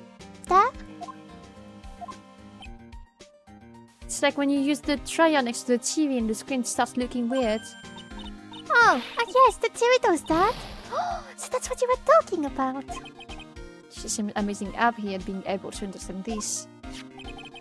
Yeah, but this game still has VCRs as the top end text. Yeah, but making fun of them because it's supposed to be happening during like 2017, 2018. So the room you were in when that interference to the happened, there's got to be something there that's sending out very strong radio waves, pal. Something like a listening device or something. Hey, speaking of that, where were you when it happened? We were in Mr. Corrida's room, the scene of the matter. Oh, what? That's it! I'm going to sneak into the prison and get a bug sweeper. I'll meet you at the crime scene later, alright? Oh, wait, Gumshoe! Yeah, baby. It's investigating time. I'm on fire, pal. My fingers are itching to go. Yeah! We should be going to Mr. Nick. Alright, let's go. I knew I had to talk to him. But, you want to know why I knew it was him? I tried, like, with the old hag, You never know. I know that Lothar Hart is not here. We cannot talk to anyone else but him. But, like, it's funny because, like, the guy that knew nothing about technology and how, like, the fingerprints, like, thing worked at his work, the fingerprint case. Oh, fuck it. I'm forfeiting. If you know, you know. Sag. I cannot speak for the love of me. Hey! You're finally here, pal. Sorry to keep you waiting. Do you have the, bag sweeper? Yeah, Gumshoe's only sent. True. I love when he said it's sticking time and he dicked all about them fucking. Well, you see, I busted trying to sneak in, pal, then suddenly I'm staring at the precinct doors. From the outside, I mean, so yeah, I couldn't get one of the police box sweepers. What do you mean you couldn't get one? We need that item. Hey, calm down, pal. You say you didn't get one, just not the police. Oh, so this is a bag sweeper? I'm going to inspect the big bear. It's always been so weird to me, the big bear. Hey, this was meant when I was in elementary school, pal. Oh, by who? Me, of course. I think this sure brings back memories. I don't look down on it, pal. Sure, it looks like a little beat up, but I put my heart and soul into building puppy here. Your heart and soul? Well, trust me, pal. It'll do the job, but can set the sensitivity, so it's going to beep at anything that gives off electromagnetic waves. But isn't it better that way? Well, anyway, I brought this all the way. Might as well give it a whirl. Right, pal? It's a listening device on some sort of bug hidden in this room. So we're going to find it, right? Right now, let's turn it on first. Super lets you know how strong the signal is on picking up, so keep an eye, okay? Alright, I'm going to send away. Give me a yell if you find the bug, okay? There doesn't seem to be anything giving off radio waves here. In the... Yes! In the machine cooker!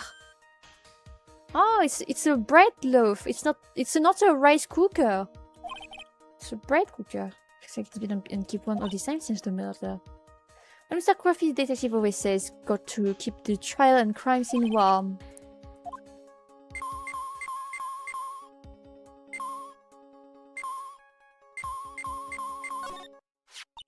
Why did it not work? I clicked on the before but it didn't work. I had to click on the like very top of its head. This is just a giant teddy bear, right? It's the biggest one I have ever seen. Hey, so did you guys find it yet? The listening device, I mean. No, not yet, but this bear's eye is... Let's see. Perfectly normal stuff. Bear with some really strong radio wave. Sounds like you found the device to me, pal. Might be localization thing again. Yeah, because it looks like a rice cooker to me. Didn't have all the circles, I think. Oh. Let's dig this big fella's eye out and see what we've got. No, you can't. Such a violent act. No. No! That's a miniature camera. It looks like there's more.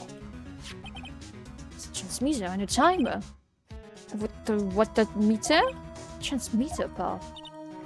Oh, is this one of that high-tech stuff? But trying to sound like a guy. Sorry. So this tiny thing is a camera. Yep. It's a pinhole CCD camera, pal. It's a small, high-grade video camera mostly used in security systems. So it's a video camera. So it runs on a battery which comes in with the set. But there's no videotape in this camera. This is only the camera part here, pal. The tape recorder with the tape inside it is somewhere else. Somewhere else? The footage is sent into radio waves and then it's sent to that recorder. So it's like some sort of TV broadcast, isn't it? Hey, no, you're right! So to record the victim's room from 8 PM to 1 hour. For 1 hour. Was running at time of the murder. So what is a transmitter?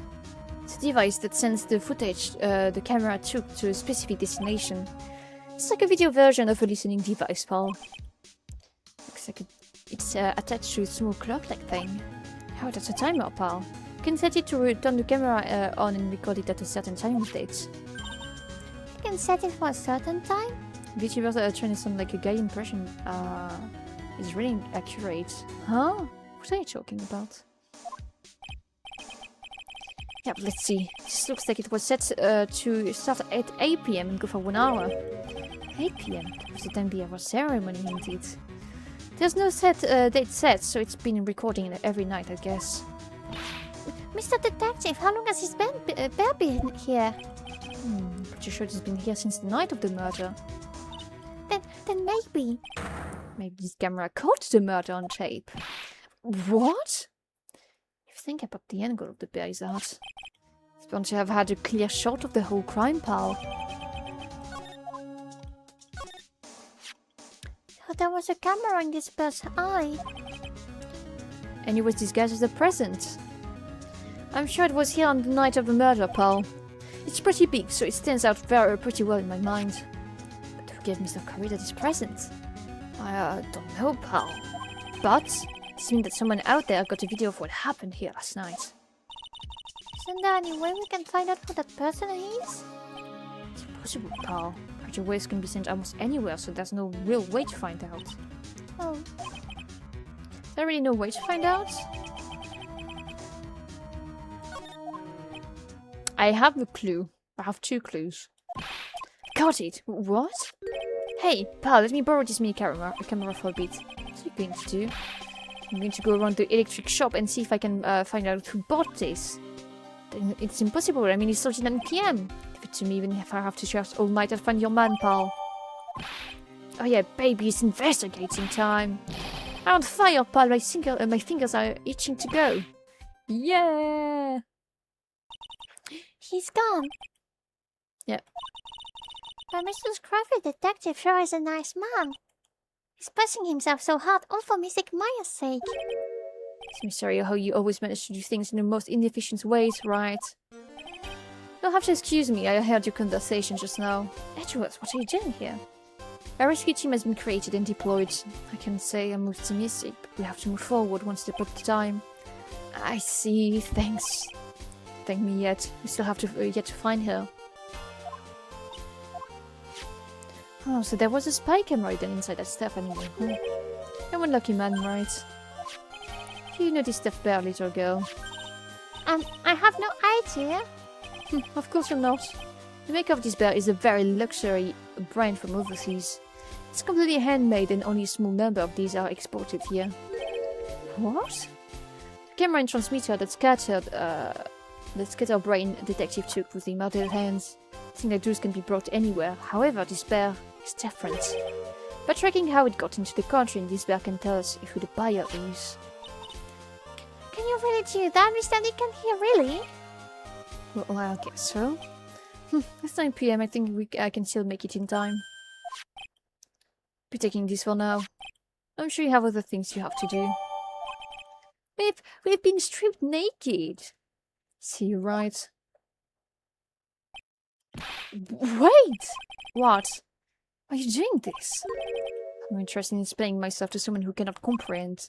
But besides that, right? Until court we're convinced tomorrow, you shouldn't concern yourself with this question.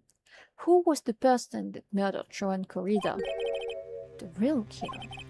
Sure, I still think it was Adrian Andrews. To be honest, I don't know anymore. We still have a little time left. Find the truth, right? Everything begins with the truth. Juan Corrida, a real killer, Miss Andrews' past. Kidnapper whose sole condition is an acquittal from Mr. Rangard. And scarred Shelly the killer. Maya, the only way I can save you now is to find out the answers to this case tonight. I don't understand what your real intentions are, Edgeworth, but as you said, all I can do for now is find the truth.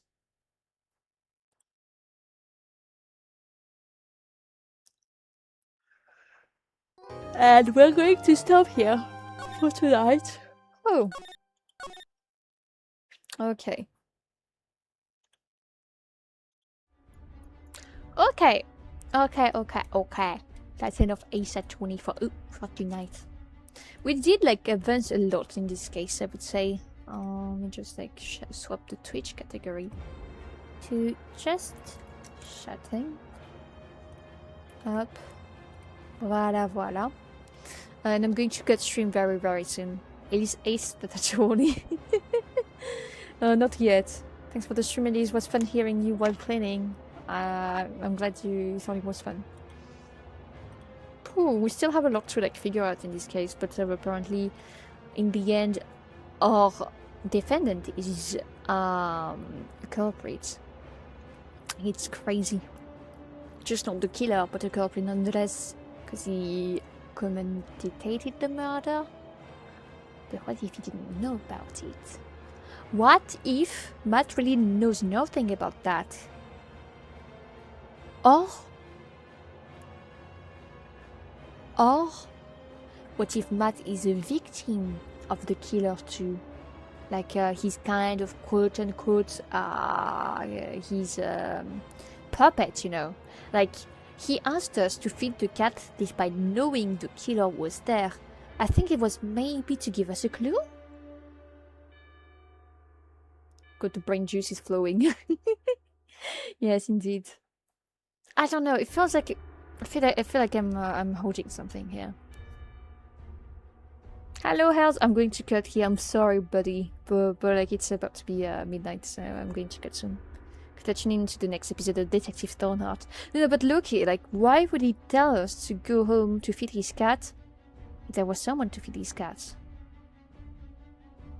If we trust the killer, which we should not, but if we trust him, he's been here for like 1 year. I'm sure he did it. I'm sure of it. Good night. Can we get a good night kiss? No, my throat hurts. So everyone, I'm going to like tell you to have a good night. I'm going to cut through here actually. Yeah, so please have a good evening. Please eat a lot of healthy, yummy food. Please drink a lot of water. And, you know, just take care of yourself and the people you enjoy. So, see you guys tomorrow. Bye.